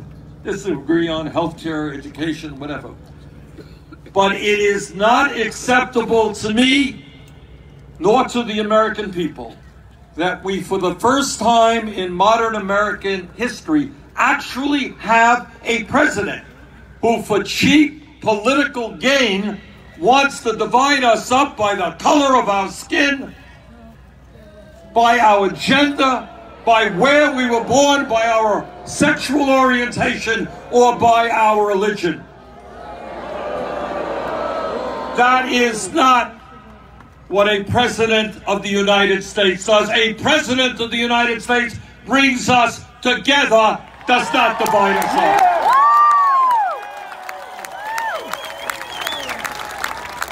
So our campaign will do exactly the opposite of what Trump is doing. He wants to divide us up. We are going to bring our people together, black and white and Latino, Asian American, Native American, gay and straight. You are welcome in our campaign.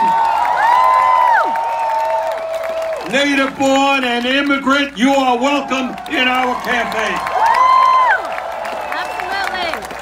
Our campaign is based on justice, and let me give you some examples of what I mean by justice.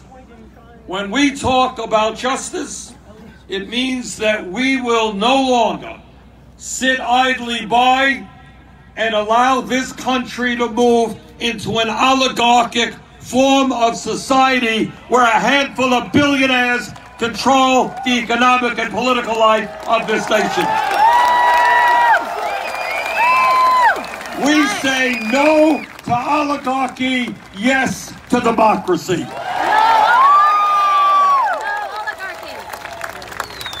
When we talk about justice, we will not allow 3 families in this country to own more wealth than the bottom half of American society. While at the same time, more than 20% of our children live in poverty. We have veterans sleeping out on the street here in San Francisco. And 30 million Americans have no health insurance at all. That is not a just society. Justice means that we will no longer allow 46% of all new income go to the top 1%. Imagine that. 46% of all new income goes to the top 1%. And here in California and in Vermont and all over this country, you got people working 2 or 3 jobs just to pay the bills. You got half of the people in this country, half the workers, who are living paycheck to paycheck. And that means they are scared to death that if the car breaks down, they can't get to work. That's right. They can't get to work, they get fired. If they get fired, they can't afford to take care of their kids. We want an economy that works for all of us, not just wealthy campaign contributors.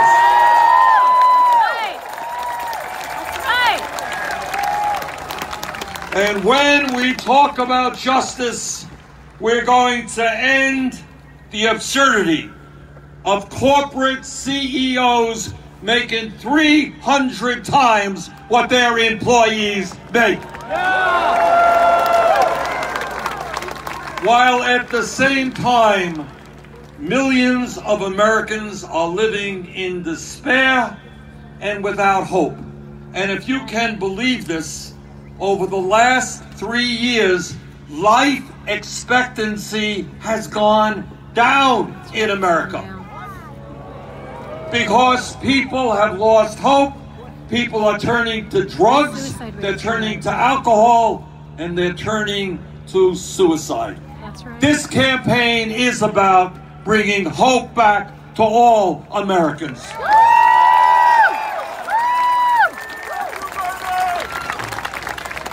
Justice in America means that we will not tolerate 25 hedge fund managers on Wall Street earning twice as much money as the 140,000 kindergarten teachers in this country.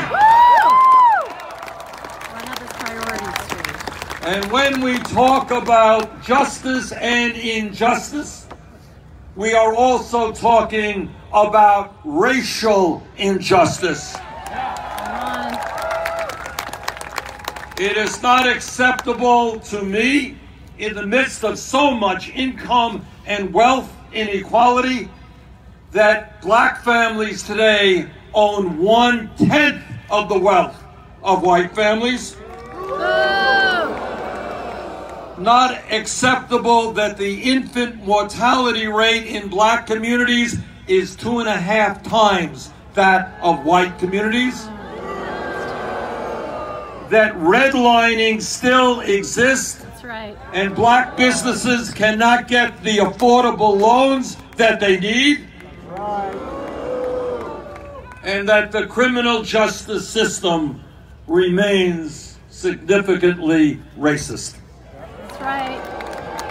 So when we talk about justice, we are talking about ending institutional racism in all of its ugly forms.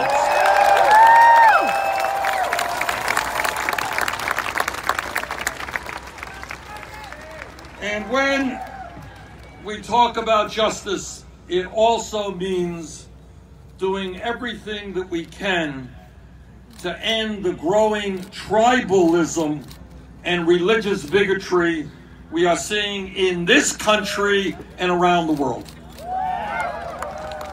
Since Trump has been in office, we have seen a significant rise in hate crimes, crimes against African Americans, against the Jewish community, against gays, against immigrants, and against Muslims. And this is not just an American phenomenon. This is taking place in Europe and all over the world. We were all shocked by the mass killing last week of 50 Muslims who were in a mosque in New Zealand. Yesterday, I had the opportunity to meet with members of the Muslim community at the Islamic Center of Southern California in LA. And this is the promise that I made to them, and I want to make to every American. As your president, I will not have kind things to say about authoritarian leaders around the world.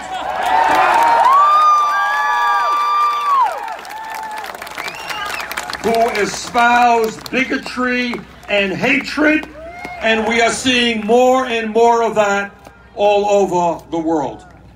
Together, we will once again make the United States of America the leader in the world in the fight for democracy and human rights,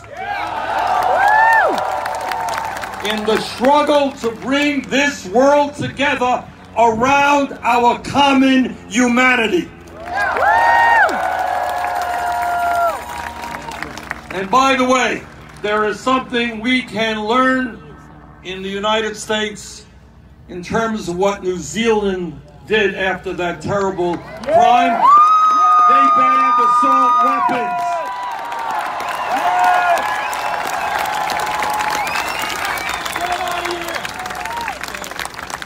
Let me say a special word to the young people here today and in California and around this country. Well, first of all, thank you for being here. So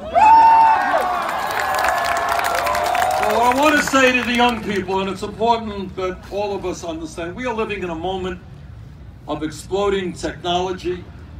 We are in a moment where worker productivity is significantly increasing. But despite all of that, everything being equal, the younger generation today, unless we change it, will have a lower standard of living than their parents.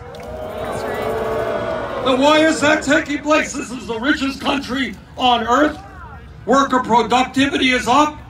Our job is to see our younger generation do better than their parents, not worse than their parents.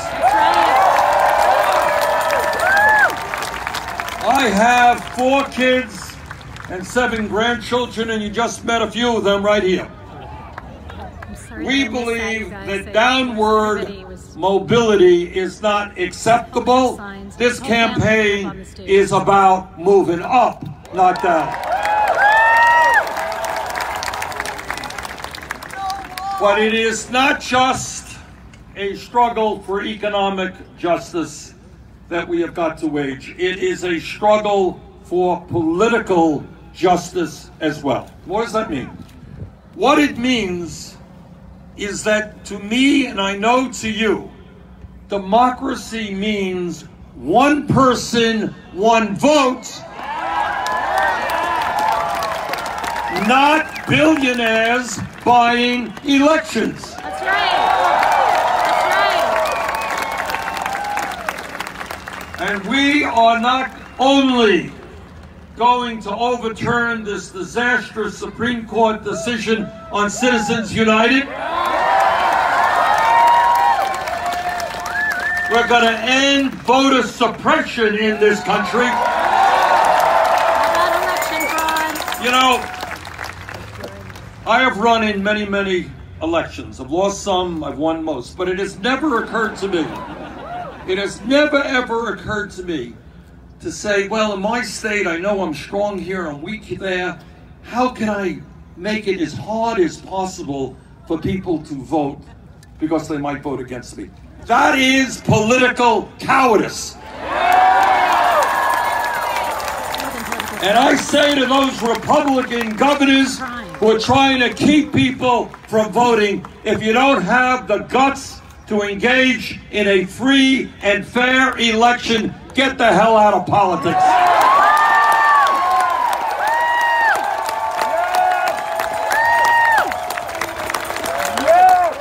This country today has one of the lowest voter turnouts.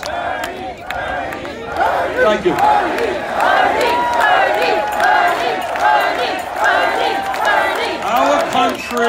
Our country today has one of the lower voter turnouts among major countries on earth. And together we are going to change that. We're going to register people in California, all over this country. We're going to make it easier for people to vote, not harder. You know, it's not complicated. In the United States, if you're a citizen, if you're 18 years of age, you are registered to vote. Let's do that.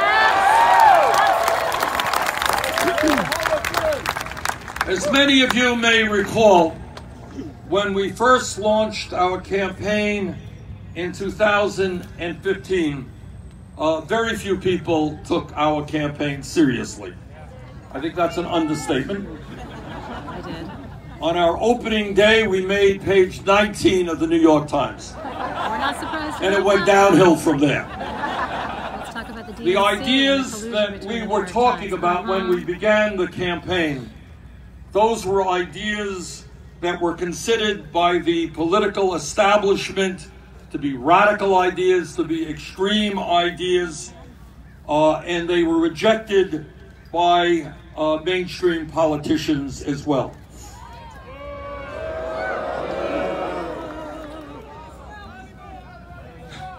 That's right.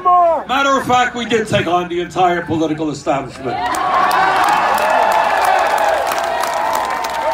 And I'm pretty proud of that. So should you. Anyhow, as I was saying, the ideas that we were talking about were ideas that the media and everybody else said, well, these ideas are so far out, they're so crazy. Nobody in America supports those ideas. Raising, I hear this. Listen to this. These are, want to hear some radical ideas? All right, here you go.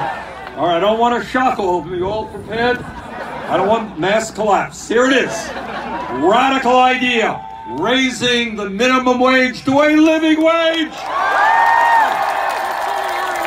Oh my God.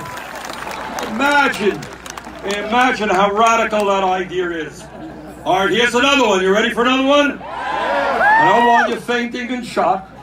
We have some people seated. That's good. All right. Guaranteeing health care to all people as a right.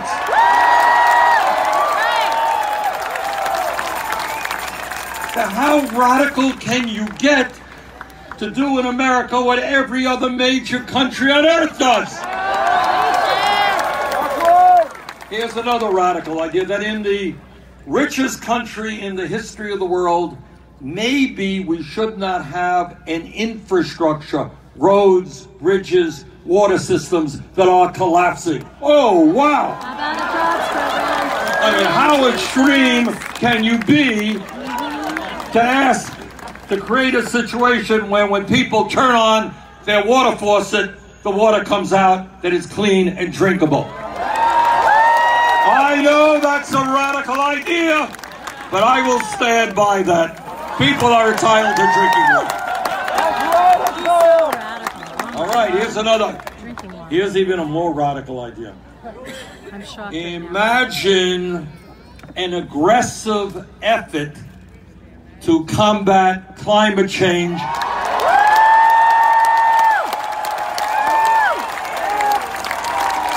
Now, this is really, really radical because, you know, really radical because the scientific community, as many of you know, tells us that we got 12 years before irreparable damage will be done to the planet.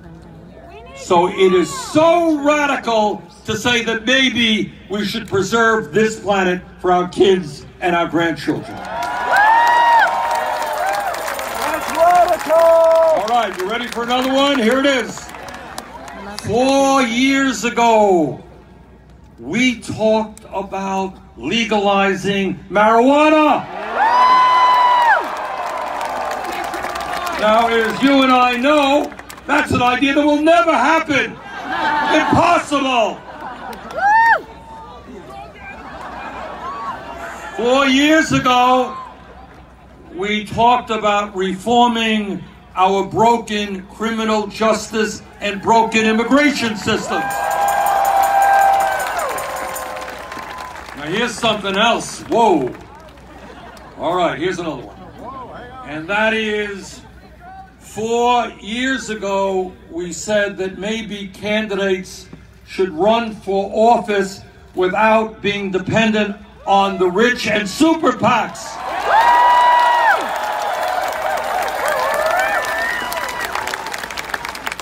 And here is one more. 4 years ago, we said that maybe we should end the power of super delegates at the Democratic National Convention.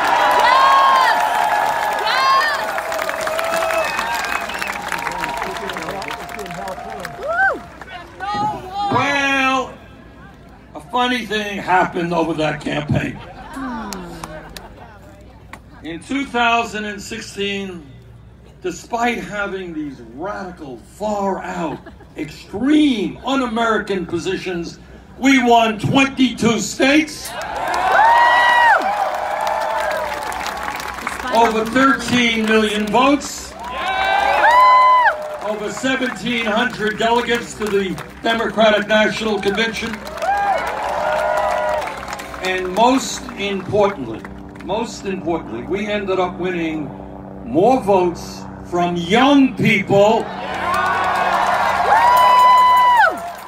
black and white and Latino and Asian American and Native American, more votes from young people than Trump and Clinton combined.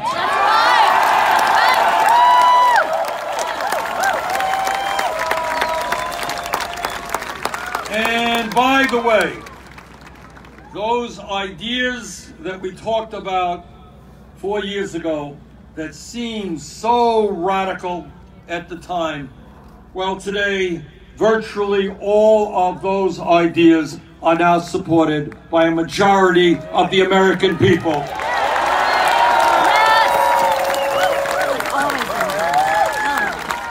So what does it tell us? It tells us that when the American people stand up, voice their opinions, and fight back, we can change America. Fight back! Fight back! And interestingly enough, 4 years ago, when the Democratic and political establishment were telling us how crazy these ideas were, today, Democratic candidates from school board to president are talking about exactly these same issues. So it turns out, brothers and sisters, that the ideas of economic and social and racial and environmental justice are not so radical at all. They are what the American people want.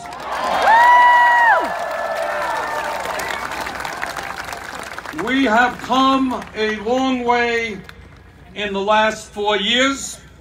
Now is the time to complete what we began. That's right.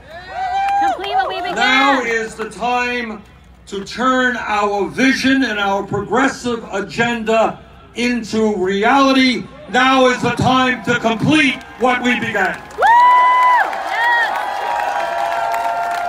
Complete what we began. Bernie, Bernie, Bernie, Bernie, Bernie, Bernie, Bernie, Bernie, Bernie. Let me say a word about Bernie. Here's the important point, and I want to stress this as deeply as I can. I'm a United States Senator, and therefore I have a huge ego. That goes with the job. Every senator does. I don't know about that. But this is what I believe.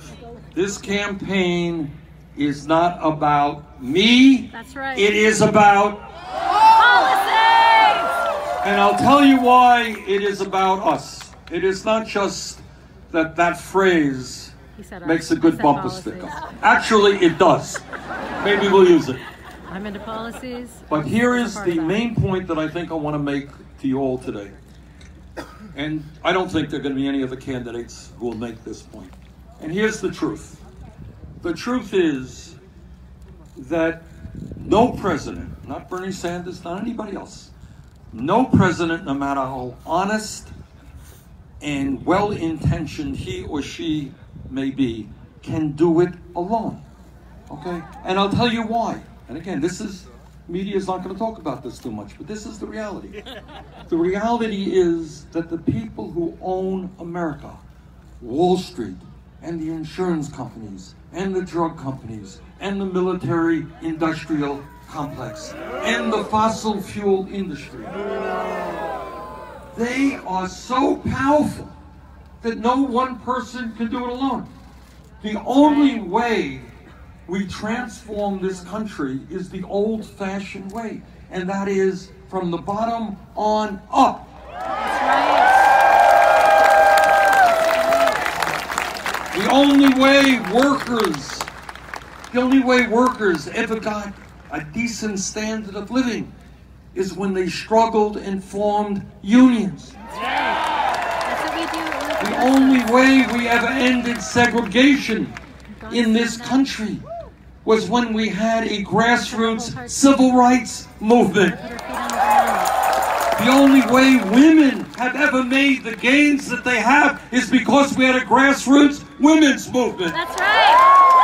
The only way the gay community has received the dignity that they have is because of the gay movement. The only way we transform this country economically and politically is when millions of people from coast to coast stand up, look around them, and say the status quo is not good enough. We want real change.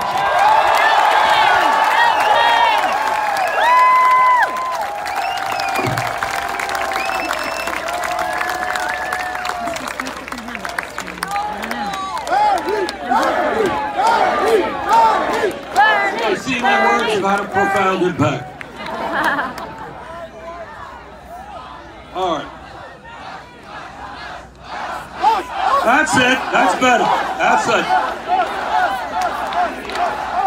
And let me, when I talk about, and here's the important point, when I talk about taking on the system, which is what we have got to do, a very powerful system. People who have never had it so good. People have incredible power. What do we mean by that? Let me be very specific. Today, we say to the private health insurance companies, well, that's one way of saying it. I myself would not phrase it exactly that way, but I thought it was good. What we say to them is whether they like it or not, the United States is going to join every other major country on earth and guarantee health care to all people as a right. This ain't a complicated issue. Health care is a human right, whether you're rich, whether you're poor, whether you are middle class. We will no longer accept a dysfunctional system which forces us to spend twice as much per person on health care as do the people of any other country. At the same time, our life expectancy is lower and our health care outcomes not as good as many other countries. The goal of healthcare, you want to hear a radical idea? Another one? Goal of healthcare must be to provide quality care to all people, not to make billions in profits for the insurance companies and their CEOs. Here is what a dysfunctional, absurd healthcare system is. In 2017, the top 65 healthcare CEOs made $1.7 billion in compensation. 30 million people have no health insurance. Many of you are underinsured, but the CEO of United Health made over $80 million in compensation. We need a healthcare system which focuses on disease prevention, which makes sure we have doctors where they are needed, nurses where they are needed, dentists where they are needed, and rural healthcare clinics. We don't need to maintain a system which makes insurance companies and their CEOs incredibly rich. And that is why, together, whether the insurance industry likes it or not, we will pass a Medicare for all single-payer program.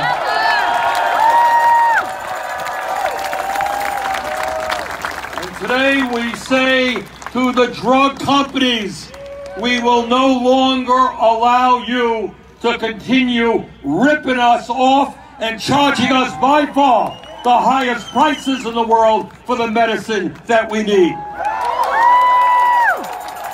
We are not asking you, we are telling you, you're going to lower prescription drug prices in this country. And today we say to Walmart and other low-wage employers, stop paying your workers starvation wages. Yes, we are going to raise the federal minimum wage to a living wage, $15 an hour. Nobody who works 40 hours a week should be living in poverty. People should not have to work 2 or 3 jobs to feed their kids. 4 years ago, when we talked about that idea, it was thought to be an impossible dream. We were talking about more than doubling the federal minimum wage. Well, we've made progress over the last 4 years. 5 states, including California, have raised the minimum wage to $15 an hour. And I'm happy to tell you that several weeks ago, the U.S. House Committee on Education and Labor reported out of that committee, and I believe it will pass the full House, legislation which will raise the federal minimum wage to $15 an hour. And when we talk about the economy, there is a growing fear among working people, a very legitimate fear, that with the advance of artificial intelligence and robotics, that millions of workers can be thrown outside and onto the streets. It is absolutely imperative that these new technologies be used to improve the human condition, not simply make more money for large corporations. Technology is a good thing. We have got to control technology. Technology should not be controlling us. And today, as the wealthiest nation on earth, we say loudly, we are going to rebuild our crumbling infrastructure and create 15 million good-paying jobs. And today we say to the parents of this country that you and your children deserve quality, affordable child care. The children are our future. We are embarrassed that as a nation we have the highest rate of childhood poverty of almost any major country on earth. We're going to turn that around. We're going to invest in our kids. We're going to invest in universal, affordable child care.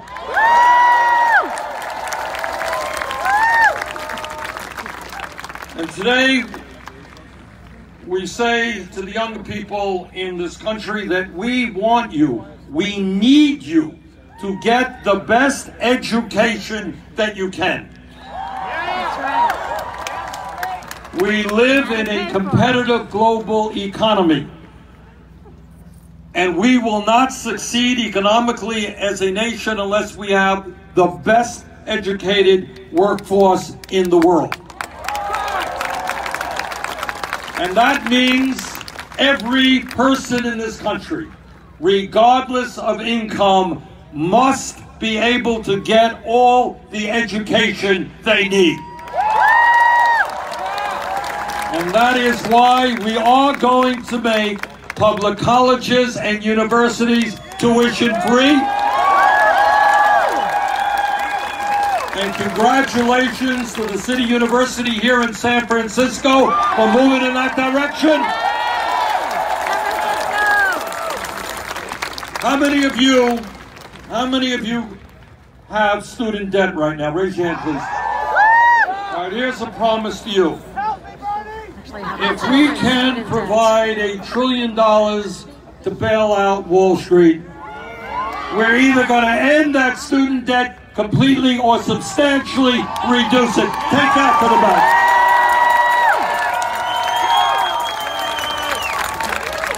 How absurd it is when you talk about dysfunctionality and irrationality. We want people to get an education, and they go out and get an education, and then they got to pay off the debt for 20 years.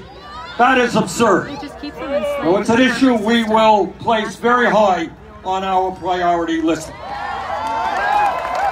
But it's not just young people that we have to be concerned about. We don't talk about this enough in Congress, and we don't talk about it in the media. But right now in Vermont and in California, there are senior citizens trying to get by on $12,000 or $13,000 a year Social Security. Can you imagine being 90 years of age and trying to get by on $12,000 a year? And the answer is you can't. In response to that, my Republican colleagues in Congress got a brilliant idea. They want to cut Social Security benefits. Well, we got some bad news for them. Ain't gonna happen. Quite the contrary. We're gonna raise Social Security benefits. Seniors are the people who built this country. They are the people who defended this country. They are the people who raised us. We are not going to leave them out on the streets. Now, I don't have to tell any of you that Donald Trump embarrasses us every day. There's almost not a day that goes by when he doesn't tell one or another outlandish lie. When he doesn't attack, I mean, you know, it's hard for me to believe. I stand up here and thinking, why in God's name would a president of the United States attack John McCain, who died months ago? I mean, what world do you live in? You know, McCain and I disagreed on a lot of issues, but he was a friend of mine. He was an American hero. You don't attack dead heroes when you're the president of the United States. But he embarrasses us in so many ways, but I think maybe most importantly, he embarrasses us and the entire world when he tells us that climate change is a hoax. So this is not just a lie, it is a dangerous statement, because we know what the scientists tell us, is that climate change is real. I don't have to tell the people of California how real climate change is. You know that. Climate change is real. It is caused by human activity. And in this state, in this country, and around the world, it is already causing devastating harm. So today we say to Mr. Trump and his sponsors in the fossil fuel industry, whether you like it or not, we are going to transform our energy system away from fossil fuel into energy efficiency and sustainable energy. And when we do that, we're going to create millions of good-paying jobs. We're weatherizing our homes, weatherizing our buildings, create an efficient rail system, a modern transportation system. We're going to invest in solar, in wind, in batteries, and in other technologies.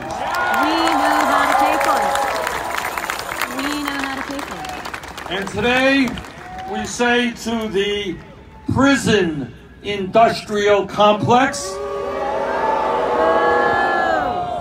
that whether you like it or not, we are going to bring about in this country long overdue criminal justice reform.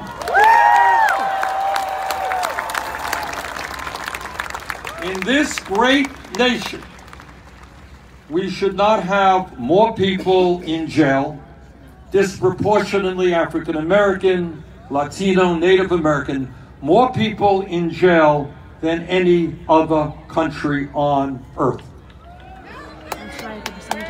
Instead of spending $80 billion a year locking up fellow Americans, we are going to invest in jobs and education, not jails and incarceration. And when we talk about real criminal justice reform, we are talking about no more private prisons or detention centers. And we are finally going to terminate the so-called war on drugs. Too many lives have been destroyed. Too many people have received criminal records for possession of marijuana. And that is going to end. And when we talk about real criminal justice reform, I want all of you to know, what some of you may not, that right now, as we speak, hundreds of thousands of Americans are in jail for the crime of being poor and not being able to afford cash bail. We're going to end the cash bail system. By the way, when we talk about real criminal justice reform, it means not only ending young people from getting criminal records for possession of marijuana, it also understands that there is something profoundly wrong when tens and tens of thousands of people get criminal records for smoking marijuana, but not one CEO on Wall Street went to jail because of their criminal activity in destroying our economy. I know it's another radical idea, but we believe in equal justice under the law, whether you're rich or whether you're poor. And when we talk about justice, we say to the American people that instead of demonizing the undocumented immigrants in this country, we are going to pass comprehensive immigration reform and a path toward citizenship.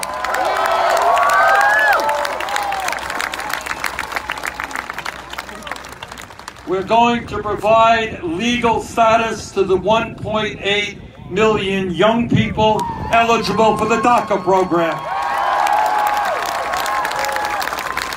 And we are going to develop a humane border policy for those who seek asylum. America is not about and must never be the nation that snatches babies from the arms of their mothers. That will end.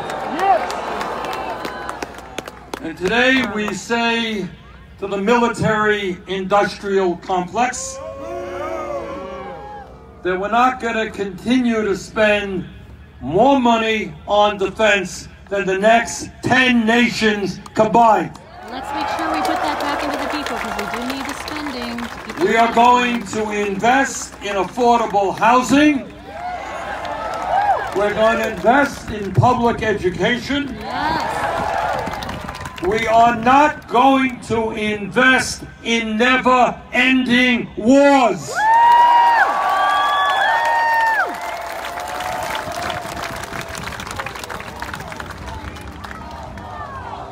No more war!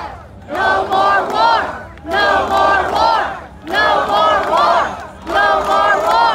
No more war!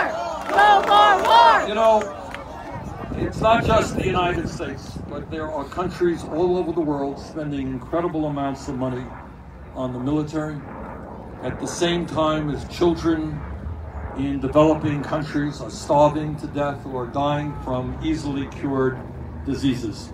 I know it's not easy, but our job is to lead the world away from war to invest in human needs. Yes! Human needs!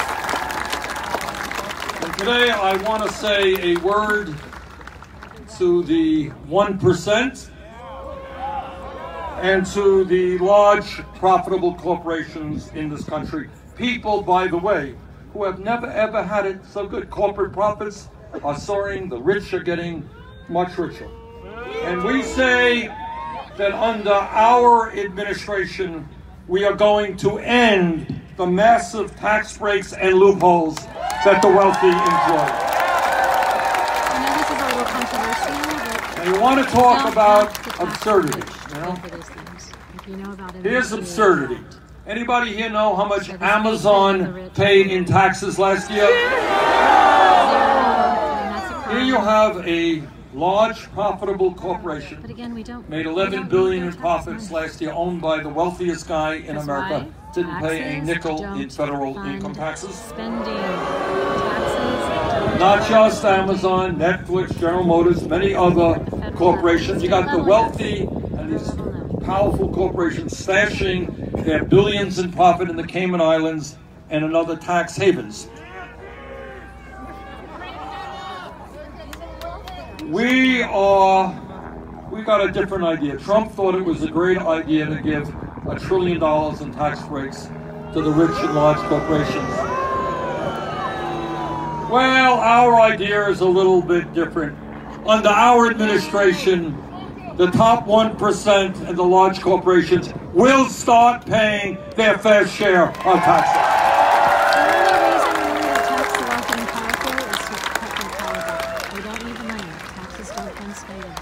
Now, as I think many of you appreciate, we're probably not going to get a lot of support from the 1% and large profitable corporations.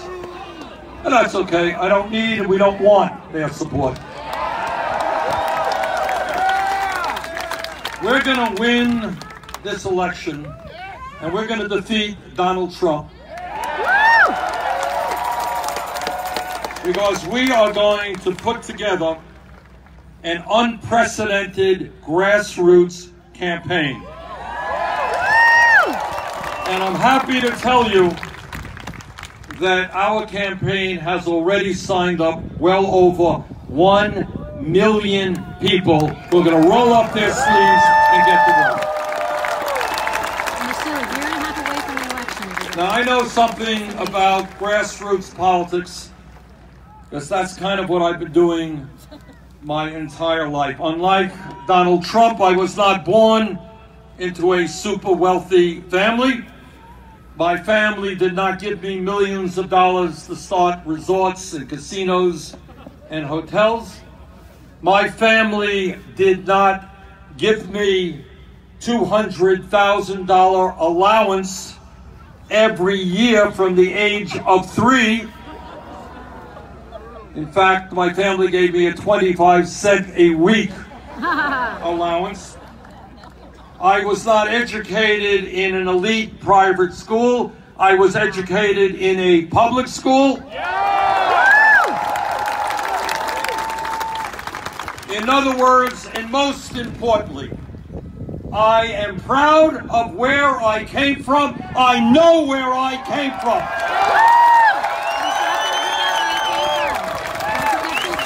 I came from a family that lived paycheck to paycheck. And unlike Trump, I'm not going to shut down the government and tell 800,000 federal employees they're not going to get any income. Maybe billionaires like Trump don't know it, but I know that families have got to pay their mortgage, they've got to pay their health care bills, have got to put gas in their car. We're not going to shut down the government. We're going to create a government that works for working people.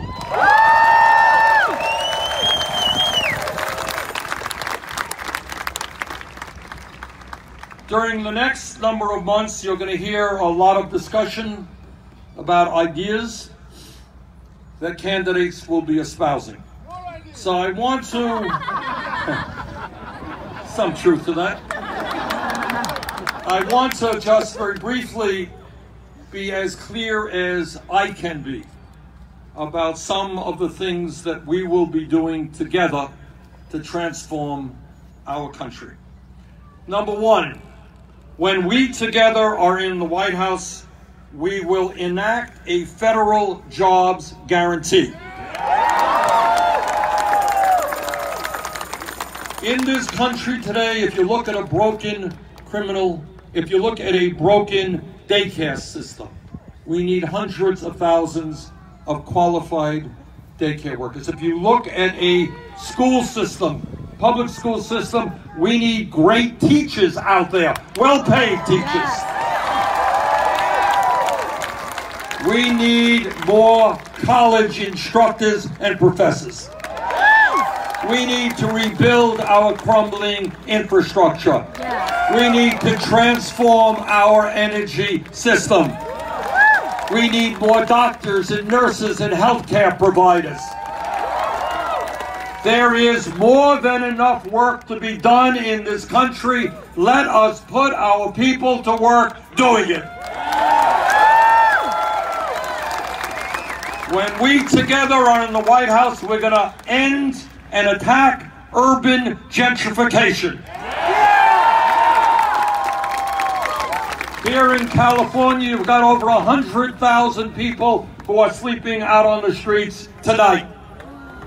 You have many people who are paying 40, 50, 60% of their incomes in housing. We are going to build the affordable housing this country desperately needs. When we are in the White House, we will move aggressively to end the epidemic of gun violence in this country. And banning assault weapons is only one of the provisions that will go forward. We're going to pass the common sense gun safety legislation that the overwhelming majority of the American people want. When we are in the White House, we are going to protect a woman's right to control her own body. You know, I always find it amazing that many of my conservative friends and colleagues, they say, get the government off our backs. We want small government. Let the American people do what they want without all these damn regulations. But somehow, when it comes to a woman's right to control her body, that whole story changes. That's right. It is not the job of the federal government, state government, or local government to tell a woman what to do. That is the woman's choice. End of discussion.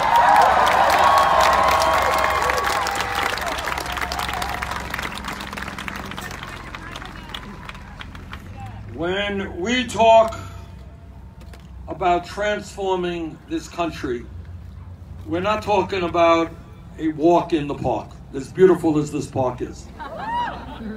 This is tough stuff. It is tough stuff. And the reason we say it's not me, it's us, is that we need to stand together to take on the most powerful people, not only in this country, but in this world. And let me be very specific. We're talking about taking on Wall Street. Okay? Now I want you to hear this. I only have 5 fingers here. Here's the 6th. All right. 6 major Wall Street banks have assets equivalent to 54% of the GDP of this country. In other words, you've got 6 institutions that control the flow of trillions of dollars. They got us into a major, major recession in 2008. We're not going to take that chance again. We're going to break up the major financial institutions. I can still hear the speech. I just can't sit on it. And when we talk about lowering prescription drug costs, I want you all to remember, because I was here back in 2016 campaigning on a provision you had on the ballot to lower prescription drug costs here in California. Remember that one? Yeah. It was a modest proposal. Frankly, it wasn't radical. All that it said is that state government in California should not pay more than the Veterans Administration for prescription drugs. The pharmaceutical industry on that one campaign in one state spent $131 million. 1 out of 5 Americans can't afford the price of prescription drugs. They had $131 million to spend on a campaign here in California. The insurance companies have endless amounts of money. So when we talk about lowering prescription drug costs and moving to Medicare for all, we have got to recognize we have a battle in front of us. These guys will spend endless amounts of money. Will you stand with me in taking on the drug companies and the insurance companies?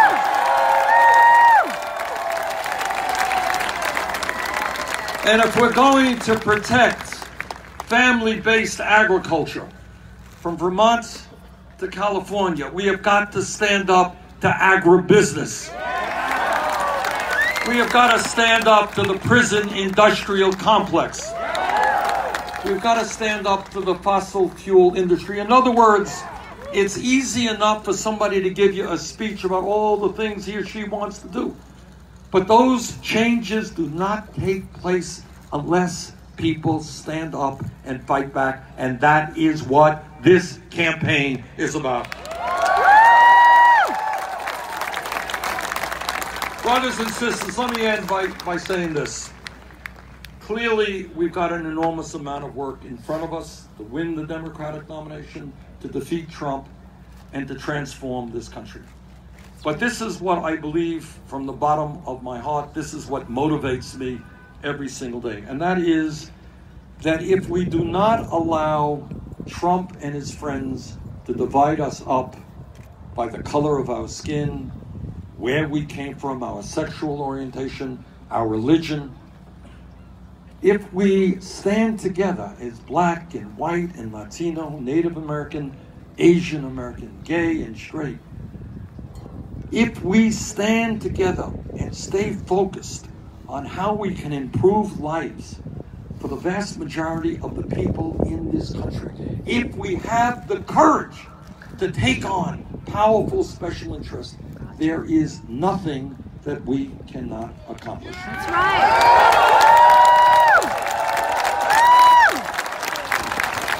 Now remember this, they are the 1%. They have unlimited amounts of money. They have incredible political power. They have lobbyists all over Washington. They spend fantastic amounts of money in campaign contributions, buying and selling politicians. That is what the 1% and the powerful corporations do. Now, I may not be a great mathematician, but this I do know. They are 1%, we are 99%.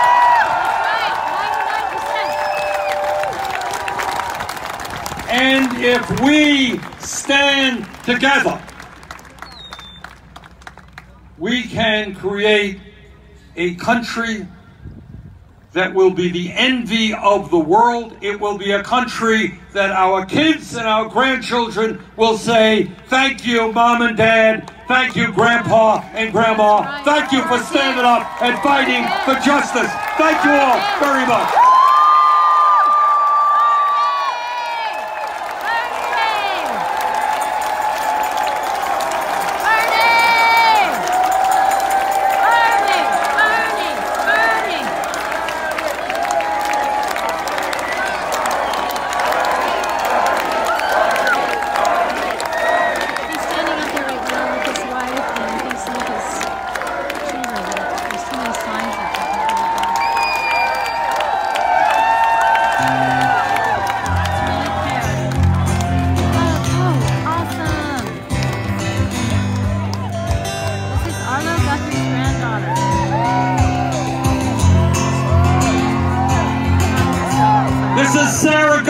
Granddaughter of Woody Guthrie. As I was walking that river highway, I saw above me that endless skyway. I saw below me that golden valley. This land was made for you and me. This land is your land. This land is my land. From California to the New York Highland, from the redwood forest to the Gulf Stream water. This land was made for you and me. And I've roamed and rambled, and I follow my footsteps through the sparkling sands of her diamond deserts, and all around me a voice was sounding. This land was made for you and me. This land is your land. This land is my land. From California to the New York Highland, from the redwood forest to the Gulf Stream water. This land was made for you and me. There was a great high wall there that tried to stop me, and on the wall it said no trespassing. But on the other side it didn't say nothing.